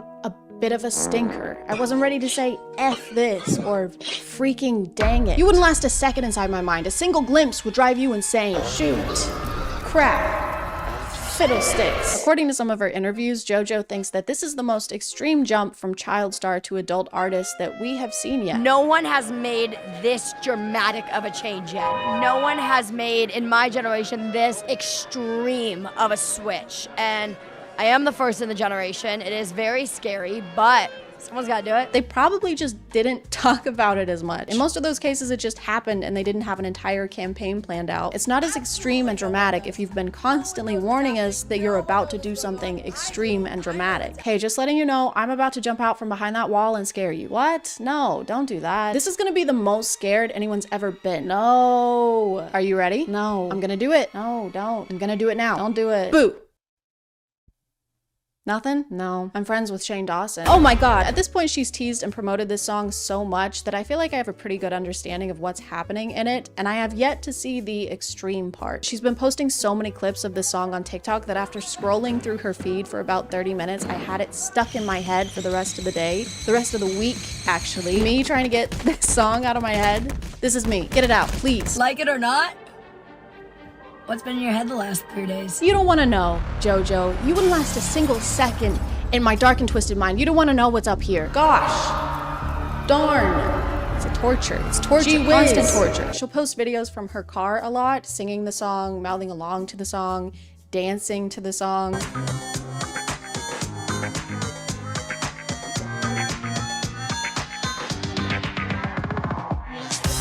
She even got her car wrapped with her face on it to promo her new song, which apparently she's been doing for a while now, even when she's not promoting something. I barely want to see my face at all, much less pay thousands to have it plastered on a Kia Soul. So it's just a waste of money. Stop car wrapping. Sweaty. Knees weak, arms are heavy. There's vomit on his sweater already. I said stop. Mom's spaghetti. I think one of the most controversial things about her new era, though, is the dance for her new song. She's been posting videos of the choreography, and people that are not fans, they don't like it.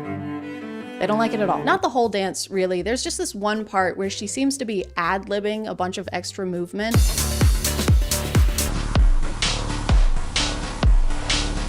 The other dancers don't seem to be doing quite the same dance that JoJo is, but despite the spinal trauma, she can't stop doing the dance. Literally, she'll go through the dance sitting in her car. She'll rehearse the dance after rehearsing for 12 hours. She'll rehearse the dance in bed.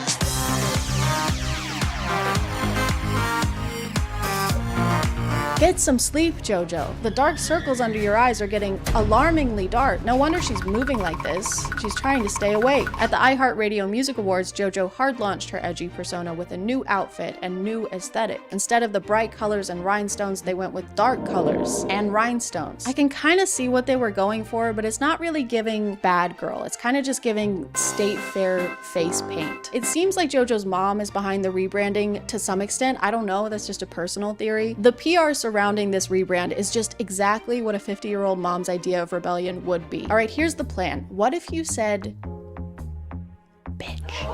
That's bad. That's pretty bad. What if you went to a red carpet event wearing makeup similar to a hip and current band? Like, I don't know, Kiss? I already had this as a working theory, and then I found this TikTok of JoJo not knowing who Gene Simmons is. Like a sexy glam Gene Simmons sea creature. What's going on here? You know, the amount of references that people have told me I look like in this video that I have no clue what they are is sickening.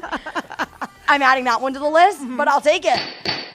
That's a gavel. I rest my case. When I first saw JoJo talking about 12-hour rehearsals, I was thinking, wow, that's dedication. I can't think of anything I would want to do for 12 hours straight besides kiss and smooch Harvey from Stardew Valley. But then I realized that she has a team of dancers who also have to endure these 12-hour rehearsals. And that seems like a little much. I don't know if it's necessary either. This doesn't look like it requires recurring 12-hour sessions of rehearsal.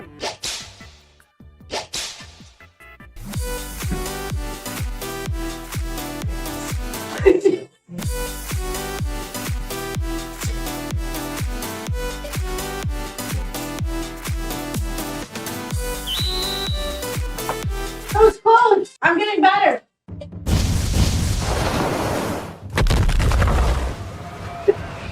I'm getting good.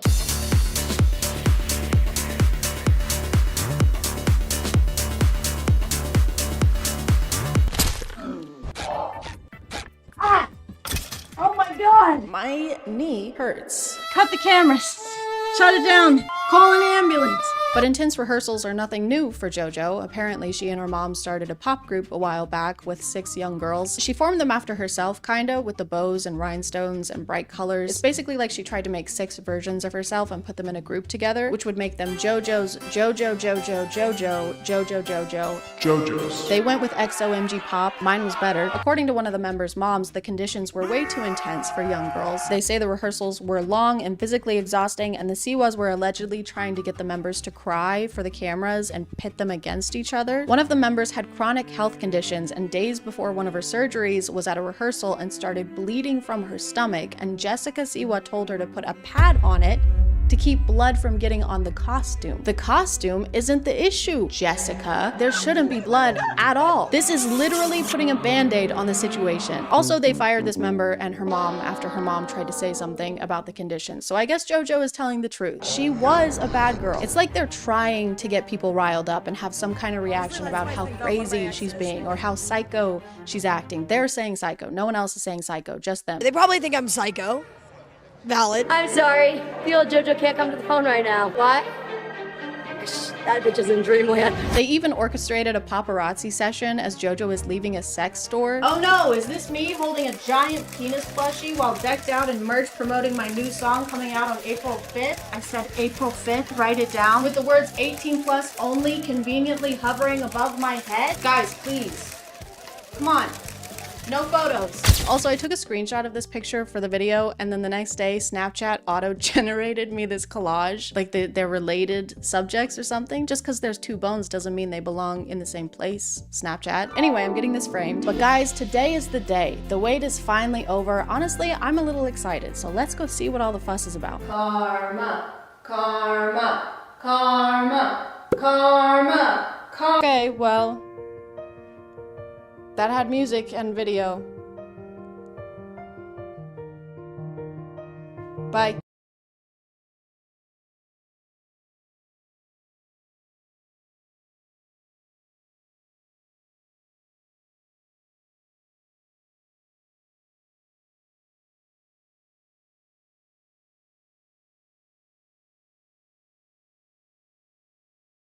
Hey guys, and welcome back to My name is ChadChad.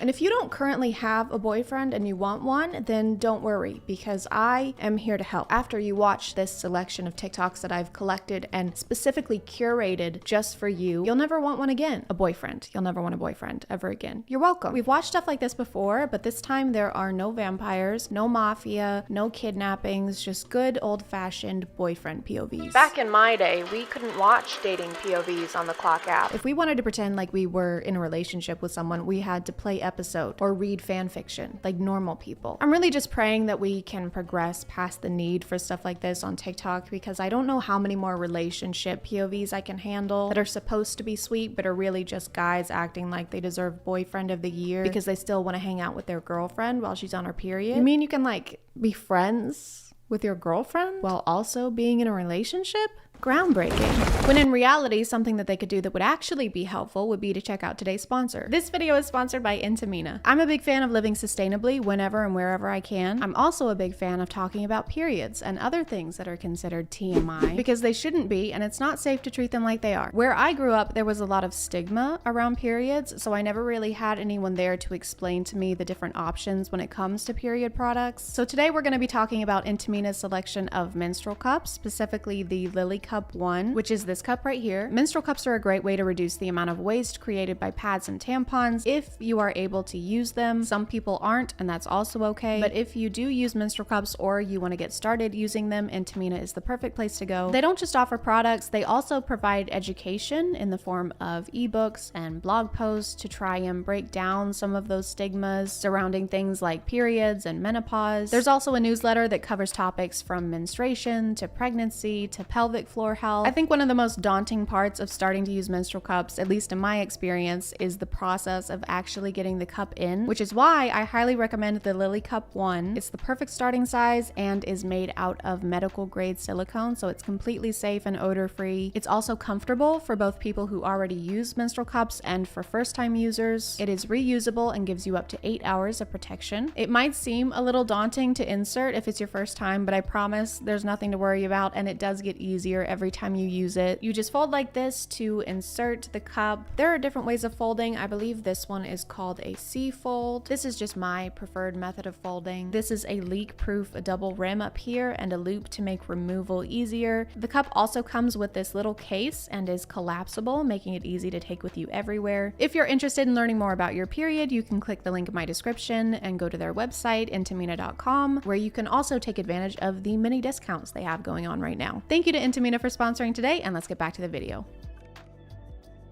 Babe, wake up. My boyfriend's coming, you have to hide. Hmm? Yeah, hide, hurry, hide.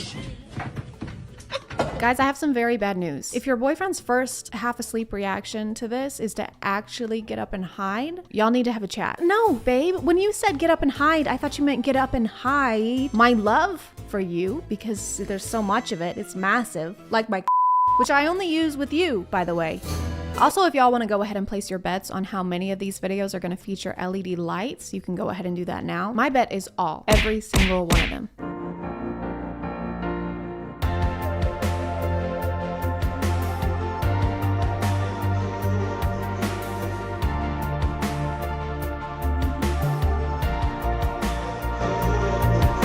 No. Please put down the broccoli. You're not posing for selfies. You're on FaceTime with your grammatically ignorant partner. And why would anyone be made about this anyway? You wouldn't let them off FaceTime long enough for them to get some shut-eye, and now you want to be mad about getting woken up in the morning? We need our 12 hours, Brad. If I was on the other end of this POV, you would barely get an apology. Babe? Oh, hey, babe.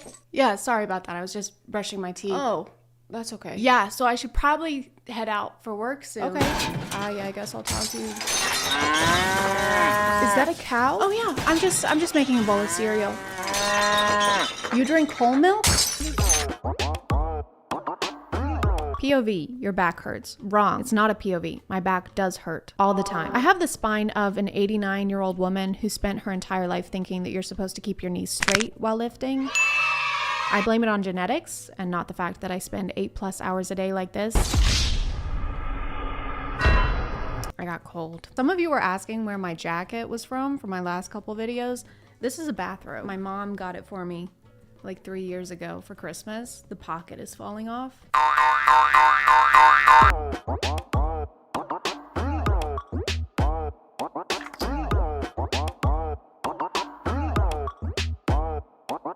I don't care how bad my back hurts. No one is this good at giving massages. How good must you think you are at massages to think that you can put someone in the mood with a single touch? I'd also like to point out that not only are LED lights in this video, they are actually integrated into the script. LED lights are now euphemisms for doing the deed, for the devil's tango, the dirty and squirty. This makes me wonder, was there ever a variation of this in history in the past at some point where they were like, now stop it, Jedediah, or you're gonna have to light the beacon.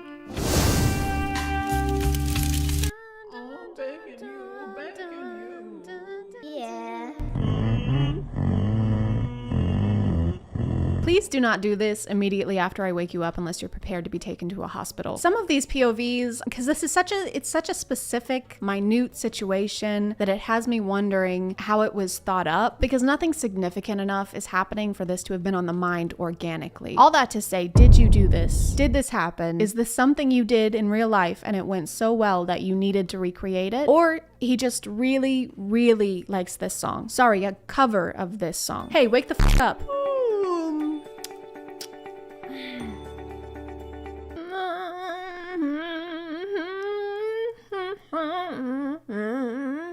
What are you doing? This is my favorite song. Copyright and royalty-free office motivational song with guitar? Yeah.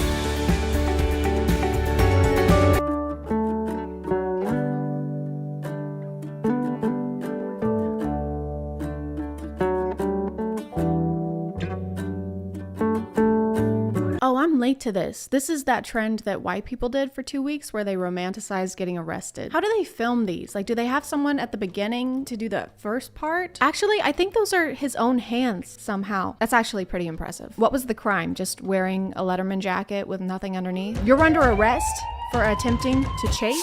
There's so much unnecessary movement. Like, what is the cop doing back there? You are arrested. Not to mention how calm we are in this POV where our boyfriend is getting arrested. All we have to say about this is babe, and we don't even use an exclamation point. You are arrested. Hands behind your back. Palm babe, oh my god. I am arrested, babe. Babe, oh no. They're gonna take me away. I love you so much. It was wearing this Letterman jacket was 100% worth it for you. Oh no, don't take him. You'll rue the day that you decided to wear this outfit today. What were you thinking? Legally though, they have to let him go because they didn't read him his Melissa rights. So.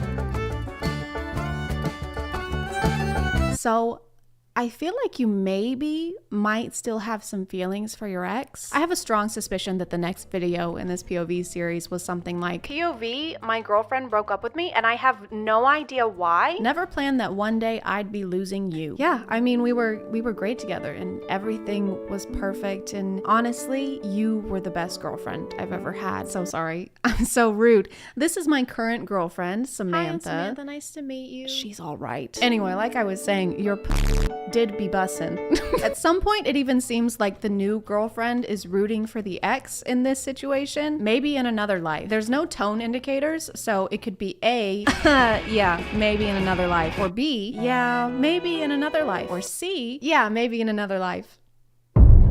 Probably.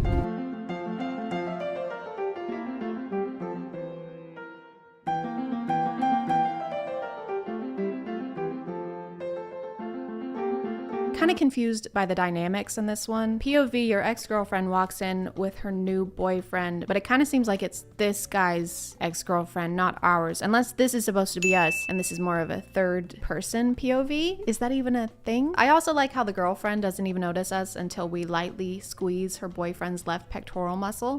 It's just we come across as kind of aggressive and scary, so maybe we weren't the best boyfriend. Just seems like we're the kind of ex that you would be keeping an eye out for and would probably notice, especially since there's no one else in this elevator and we are exactly -2 inches away from her. The caption doesn't seem to be telling us the full story. She walks in with her new boyfriend and then what? What's happening there? Are we gonna fight or are we about to make out? This next one is also in an elevator. I don't know when elevators became like the new standard for TikTok backgrounds. They just all simultaneously started filming POVs in them. I wonder if they all use the same one, this one specifically, because not only is it in fact an elevator, but it also has LED lights, so they don't have to miss out on using that essential staple in their content. It might not even be a real elevator. It might be like that private jet set in LA that influencers use. I just say that because it looks like multiple videos have been made in this room. The smudges on the walls make it look like someone either filmed a getting arrested POV or someone got it on, you know, someone turned the LEDs red. For some reason, TikTok POVers prefer making videos on toxic relationships rather than healthy ones. There's a lot of jealousy, a lot of gaslighting, a lot of toothpicks for some reason, which I don't, when I think charismatic bad boy, I don't really imagine someone picking plaque, but what do I know? For example, one of the popular tropes is to imagine you're in a relationship where your boyfriend doesn't let you talk on the phone.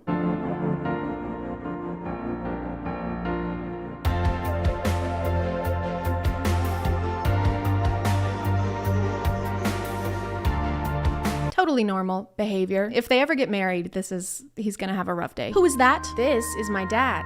He's walking me down the aisle. Okay, well then who's that? That is your best man, and you've known him since preschool. Then who's this? That is you in a mirror. Oh. Mm-hmm. Well, I'm so sorry, sir. Oh, This no, was it's a okay. misunderstanding. It's just, you know. It's totally fine. Wedding day nerves. It happens.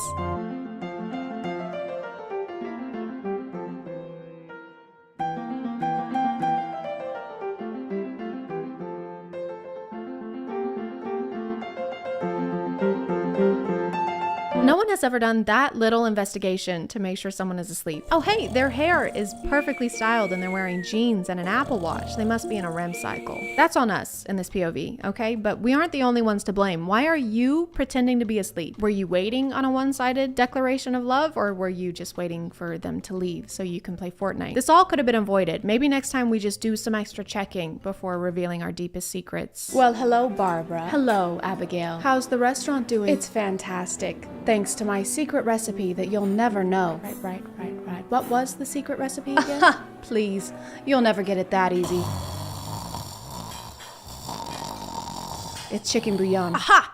I'm gonna call it there, guys. Please remember to stay hydrated and to not date people who treat you like shit. Thank you for subscribing, and if you are still here, thank you so much for watching. I appreciate you clicking on my video out of all the videos that are on here, and I'll see you next time. Okay, bye.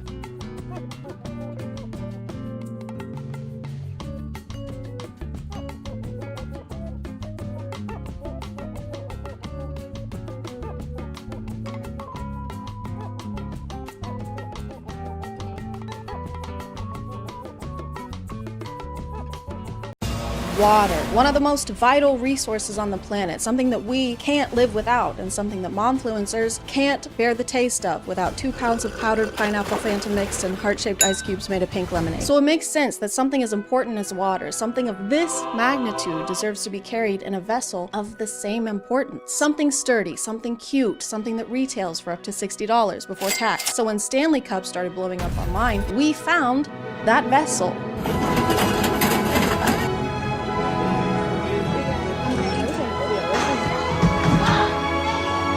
For the past year or so, I had never really heard of Stanley Cups, and if you still haven't, Stanley Cups are to Hydro Flasks what Hydro Flasks are to Yeti Cups. I feel like I need to have something in my hand. I can't do this without something in my hand. Oh, perfect. Aww, festive. Every few years or so, there's a new water bottle brand that everybody wants for Christmas, and if you don't have it, you're a loser. Oh, so you just want to drink water and you don't care about how on trend the container holding it is? That is so thirsty. Like all the brands before, Stanley makes water bottles, but their bottles have a little handle on the side, a little thing to grip, so that you can finally handle the grippy.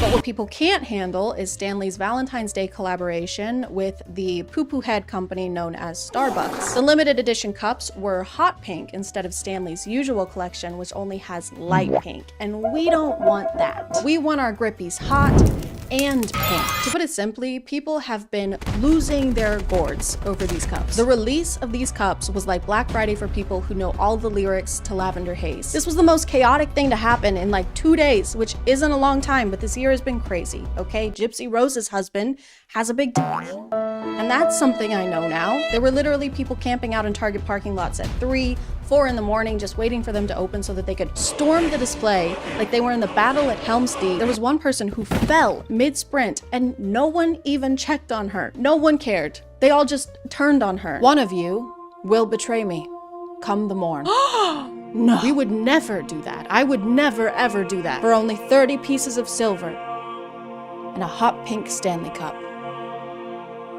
They made a pink one? Well, hang on. I mean, why wait until morning? Guys, he's in here. No, wait, that's not. Sorry, man, they're BPA free. Yeah, come on, don't be cross. Judas. But someone who would never betray you is today's sponsor. This video is sponsored by Care Of. One of the reasons I've never been able to keep up with a vitamin routine is all the time you have to put into finding each individual one. You get one here and one there, and then when they run out, you have to do it again. Well, not anymore, you don't, because Care Of offers a curated vitamin routine based off your specific goals and lifestyle. You take a quiz for a few minutes, and Care Of sends your specialized products every month in a counter-friendly box box with your daily vitamins already zipped in this little bag, so you literally just have to grab it and go. It makes it way easier to take them every day, but if you need an extra reminder, just download their free app where you can set up and track your routine goals, whether it's getting enough protein or going outside. Yeah, that's right, go touch grass. Based on my quiz, I've been taking iron and keratin because my hair still hasn't forgiven me for last year. I've also been trying this collagen because my skin gets way worse in the winter. But this stuff is great. It's unflavored, and I mean actually unflavored, so I can just mix it into water and then ta-da! Take that, winter. Checkmate. If you want to check them out, just use the QR code here or click the link in the description and use code ChadChad for 50% off your first order at Care Of. Thank you to Care Of for sponsoring, and let's get back to the video. The funny thing about people running through Target like this is that I can almost guarantee that every one of them already has a Stanley Cup. There are people who collect Stanley Cups like Pokemon cards. I've talked a little about skincare on TikTok and how people will have ridiculous amounts of skincare products that no one person would ever need. Some people do the same thing with Stanley Cups. They'll have cabinets dedicated to Stanley Cups or walls with shelves crammed full of them in every possible color to go with their different outfits. There are at least 32 cups in this picture. One person does not need that many cups. I've heard 2 girls only need 1 cup. I heard that somewhere. The Valentine's Day tumblers were $45, and they had other ones for less money, like the shorter ones, but nobody cares about those for some reason. No one cares about the short kings, even in drinkware. Shame on y'all. After all this crazy stuff went down, Target had to start making systems to try and avoid the chaos. In a lot of videos, they sell out in literal minutes.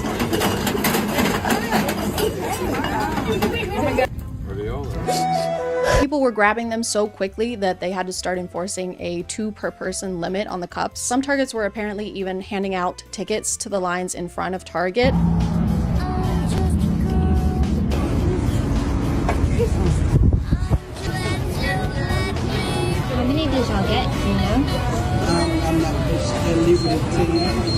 And if you didn't get handed a ticket, you can't buy a cup. Like, there's no point in you even going to the display if you don't have this ticket. You basically have to win the lottery to buy one of these cups. Actually, it's not even like winning the lottery. It's like having to win a lottery just to be able to buy a ticket to win the lottery. Hey man, how's it going? Can I get the Powerball? You got a ticket? Not yet. No, it's the Powerball. You gotta have a ticket to buy a ticket, okay? I don't care how powerful your balls are. Some stores had cops guarding the display, and you might be thinking that's kind of overkill. It's not like anyone's doing anything illegal. Think again. Think twice. Think.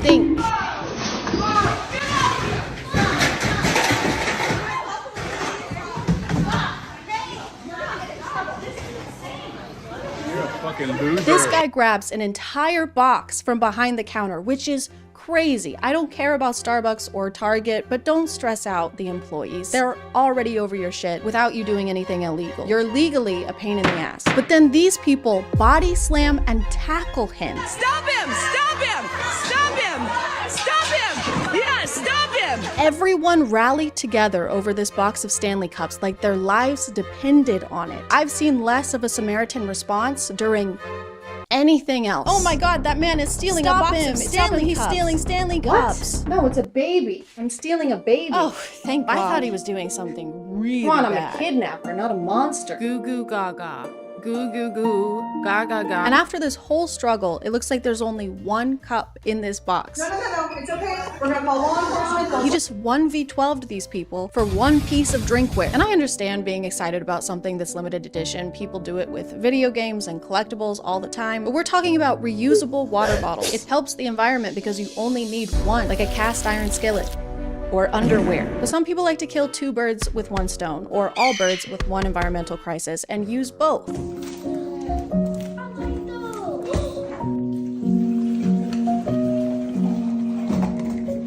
On the bright side, this is more efficient. This way, the plastic will end up in the ocean faster. Time is money. Money is Stanley Cups. My leg itches and my hand is sweaty. This is just insulting, because if you're gonna use plastic water bottles, at least use them. The environmental impact can't be for naught.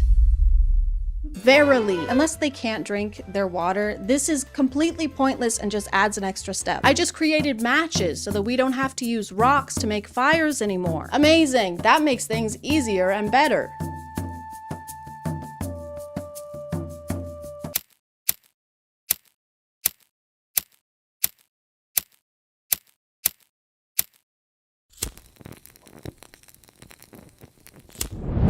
That was Way easy. So convenient, right? I know they want the aesthetic, so that's why they have to pour the water into the Stanley, but it's also so they can use the Stanley bowl attachment thing.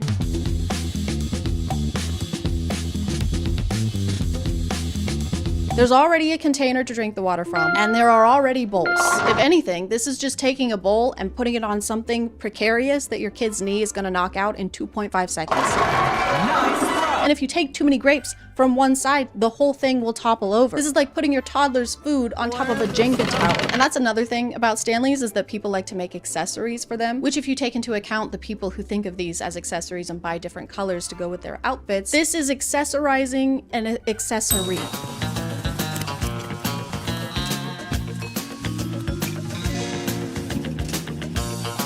You can accessorize your Stanley with a little tiny Stanley. This is for when your friend who is a mouse is a little parched. You can give it to him, but do not, for the love of God, do not give him a cookie. Don't even get me fucking started. There's also the Amazon must-have TikTok specifically for Stanley cups. Amazon Stanley must-haves. First up is this silicone boot that serves as a cushion cover for the bottom. It comes in 2 sizes for the 30-ounce or 40-ounce with a custom fit that helps prevent dents and scratches. She says it's to prevent dents and scratches, but are these denting surfaces when you set them down? No wonder they're so expensive. They're made out of vibranium.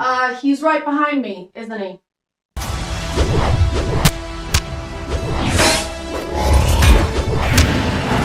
You can also buy clothes and purses for your Stanley. This carrier is another favorite, especially if you like to bring your Stanley on the go. It secures around the cup with Velcro for a nice snug fit. This pouch that's designed to strap onto Stanleys so you can keep a few of your important belongings like a cell phone, key fob, and card holder all together. It kind of seems like a water bottle isn't what you want. You would like a doll, like a Barbie or an American Girl doll. These are probably as expensive as American Girl dolls, which is really hard to be. And this is fine. Some of these are cute. I'm not gonna pretend that they're not, but what isn't cute is whatever this is. The packaging was so cute, I had to get it laminated. Then I rolled it up and tied it with a scrunchie, added some glue dots to the back. Now I can use my tumbler without messing up the label. You just laminated garbage. We don't need ways to make trash last longer. Biodegradable.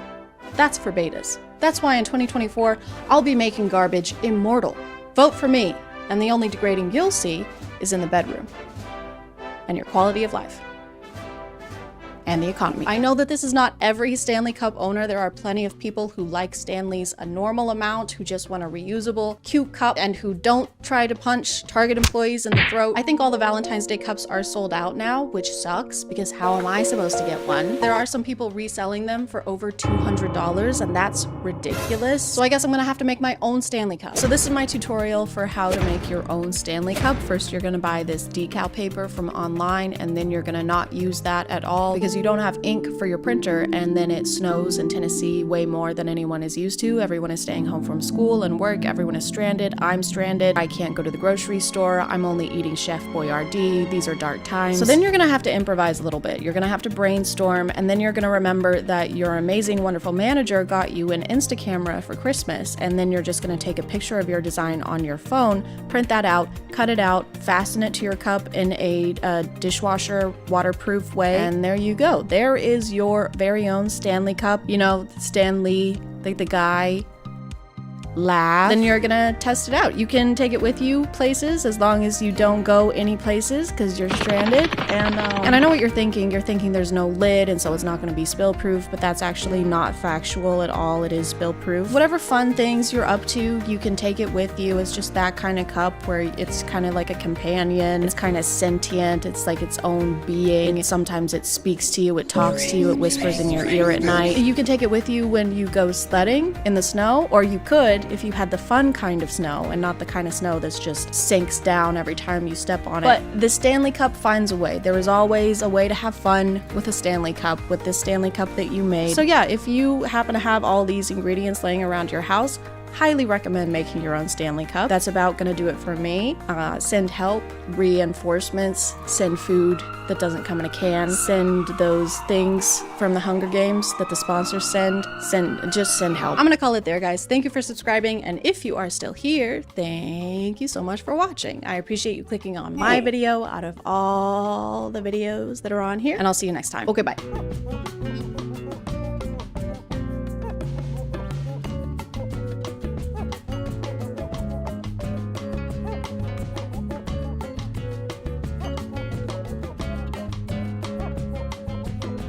Hey guys, do you hear that? Hang on, something fishy's going on. Just a second.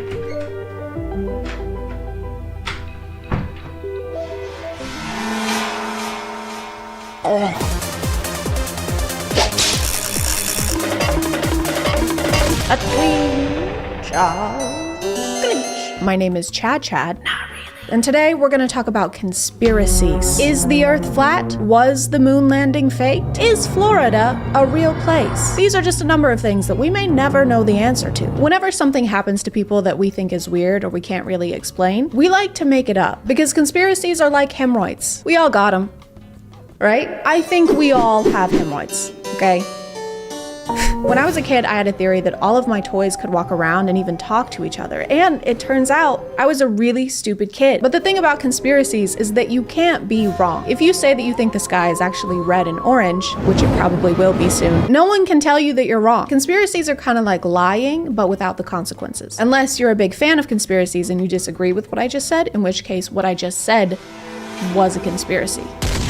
The internet has led to an endless sea of theories. The butterfly effect, the Mandalorian effect, the Mass effect, and we're sick of those. There were literal UFOs flying around last week and nobody cared. We're tired of aliens. Alien? How about Ali out? Boo! Boo, boring, get the fuck out. Go.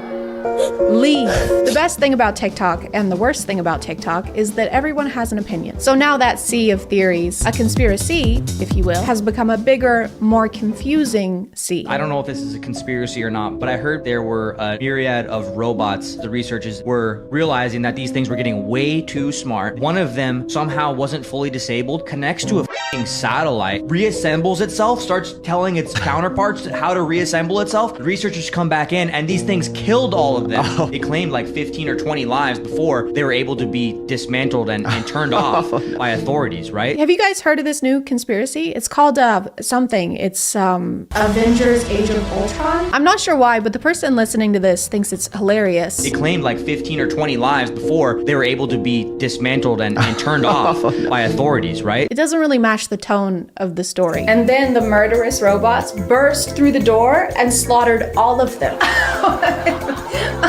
I know. The story always kills. But you know who else is killing it is today's sponsor. This video is sponsored by HelloFresh. Wouldn't it be great if the fresh ingredients and recipes you needed to make home-cooked meals just showed up on your doorstep every week? Man, that would be really cool. I wish that could happen. It can happen. It can happen. With HelloFresh, you don't have to make lists or stand in line at the store. You just go online, choose from 40 weekly meal options, then whip it up using their easy-to-follow recipes. Every step is explained in simple, to-the-point instructions along with pictures so that you can keep up with what your food should look like at each stage. Everything is pre-proportioned so that there's little to no food waste, and you can customize your meals by swapping out sides or types of protein. They also have a lot of veggie options that use seasonal ingredients picked at peak ripeness. Plus, it's cheaper than eating at a restaurant, and you don't have to change out of your laying around the house pajamas and into your going out in public pajamas. It's a win-win for Din Din. You do still have to do your own dishes though.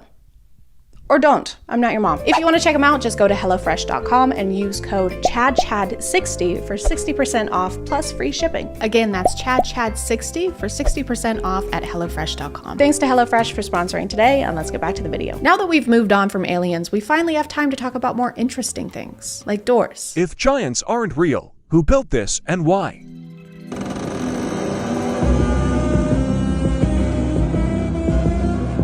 This person is gonna lose their mind when they find out about skyscrapers. Who the heck did this? This is too big. I like to imagine the creator of this TikTok doesn't really believe in giants, but is actually just the person who made this door. You notice that top latch? It's actually really complex. Yeah, I heard it took her like 15 years to finish it. It's super impressive. Yeah, I would have sex with that person if I could. But it turns out the real giants are busy protecting our entire planet. Is down there. Giant monsters. They're a natural defense mechanism from the planet. Could you give me an example of what one of these giants looked like? I only have one personal experience that I was there for, saw with my own eyes, and experienced with my own 5 senses. Oh, you only saw the 300-foot-tall billion-year-old giant monsters once? One time? Lame. Something that resembles a big furry primate, like a sloth that walks on its hands and is covered with hair. So the giant monsters are furry, and you experience them with all 5 of your senses. All 5 of them? It was for research, guys. I had to taste the furry primate genitals. I mean giant genitals. I mean giant genitals. I mean genitals. So you're saying that a giant sloth doing handstands is the only thing protecting our planet? So we're oh my god, help! These giant space worms are eating my family! Not to fear, the sloth is here. Oh, thank God. Thank you. Yep, I'm on it. Thank you so much. Yep, we'll get right on that. Okay. When? Just give me a second, done. If you take a picture of a $1 bill, on the back, it looks like an alien. Yeah. Yeah, I saw that. Yeah, you actually, well, you turn the contrast all the way up. The contrast reveals an alien head and the face, the eyes, everything. It's kind of genius. Did you know that if you completely change the physical appearance of something, the physical appearance of that thing completely changes? This is like the opposite of those zoom enhanced tropes in FBI shows. We got a shot of their plates. Put it on screen. Huh, zoom out. Keep going. Turn up the contrast. Turn down the contrast. Set it on fire. Dehance. We got him. Yes. It's kind of genius. What's in your pocket? Yeah, Roswell. Did you just say Roswell is in your pocket? It's a big ass pocket. Is that a southeastern city from New Mexico in your pocket, or are you just happy to see me? Oh, it is a city? Okay. What I hate about a lot of conspiracy TikToks is that sometimes they'll forget to include the conspiracy part. Because let's say that yes, if you mess with a $1 bill, it does look like an alien. But then what? That's not a theory. Are you implying that aliens live inside $1 bills like little hermit crabs? Or are you implying that the government is run by aliens? Because that's ridiculous. Everyone already knows that. Okay, so here's a $1 bill. I'm gonna see if we can find the alien that lives inside of it. Oh my God, you guys, look at that. Guys, they live among us. This video has been going around on social media of a man who found a mosquito with the number 38 printed on its body. And then the next day he found another one with a different number printed on its body. And of course, there's been a conspiracy. Maybe the mosquito is just like getting tattoos. Did you think of that? What, because they're parasites, they aren't allowed to express themselves? Plenty of parasites have tattoos. Just look at Jeffree Star. I'm not a scientist, but I feel like this is a pretty common thing. We also track like bees and lobsters. We just put numbers on them so we can track their every move and study their behaviors and see where they are and what they're doing. And spy on them without their knowledge. And I think that, guys, I think we're the aliens. The mosquitoes probably have documentaries about us.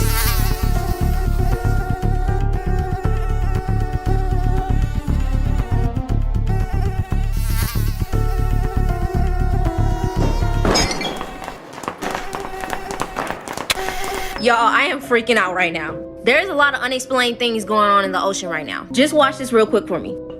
You get to Mars by going through the ocean.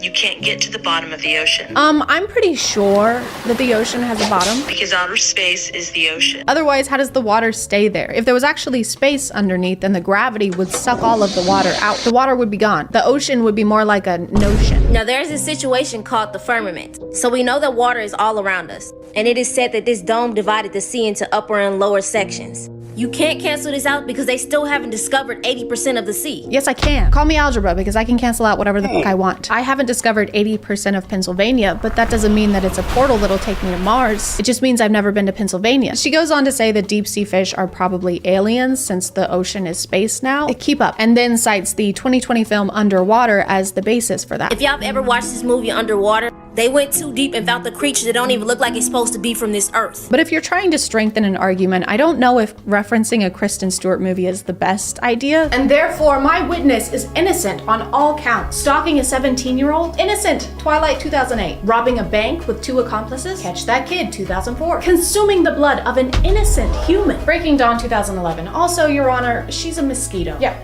Hi. And I still have malaria. Does anyone actually still watch the moon landing footage and think it's real? Okay, but whether you believe in the moon landing or not, you can do this to anything and then claim it's not real. You've made them look silly. Of course we don't believe them. Have you ever been to Pennsylvania? Yeah.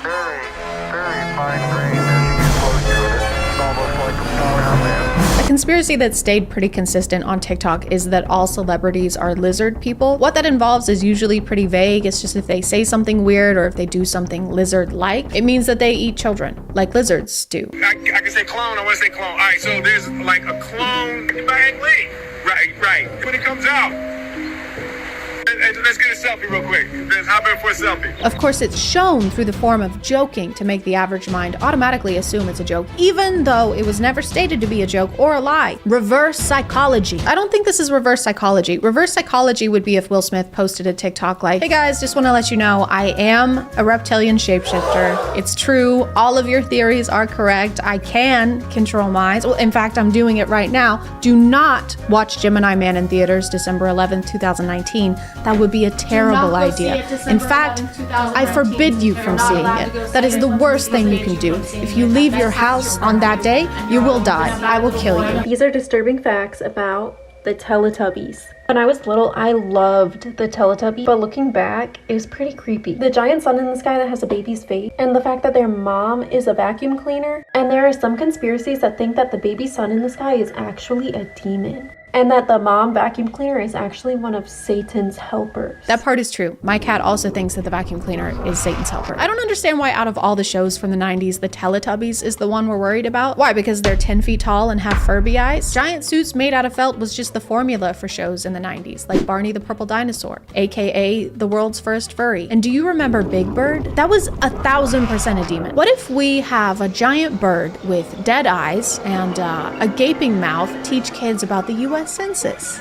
It'll be fun. How many people live in your home? Have you heard about the dark conspiracy theory that surrounds the Teletubbies? Well, it's f***ed. First piece of evidence is that they have a female voice that seems to come from the ground, always telling them what to do. Like, who the f*** does she think she is? And what's underground? I don't think anyone who made a conspiracy TikTok about the Teletubbies actually watched an episode of the Teletubbies first. All they do is eat toast and pudding and splash around in puddles. And the demon voice in the pipe, when it comes out of the ground, it makes a continuous wet fart sound. What's that, Satan? You want me to eat breakfast foods and frolic around in a field of flowers with 3 of my closest friends? Satan, that sounds like shit. I actually did watch an episode of Teletubbies for this video, and it was kind of weird. It wasn't really how I remembered it being, but here, I'll just show you.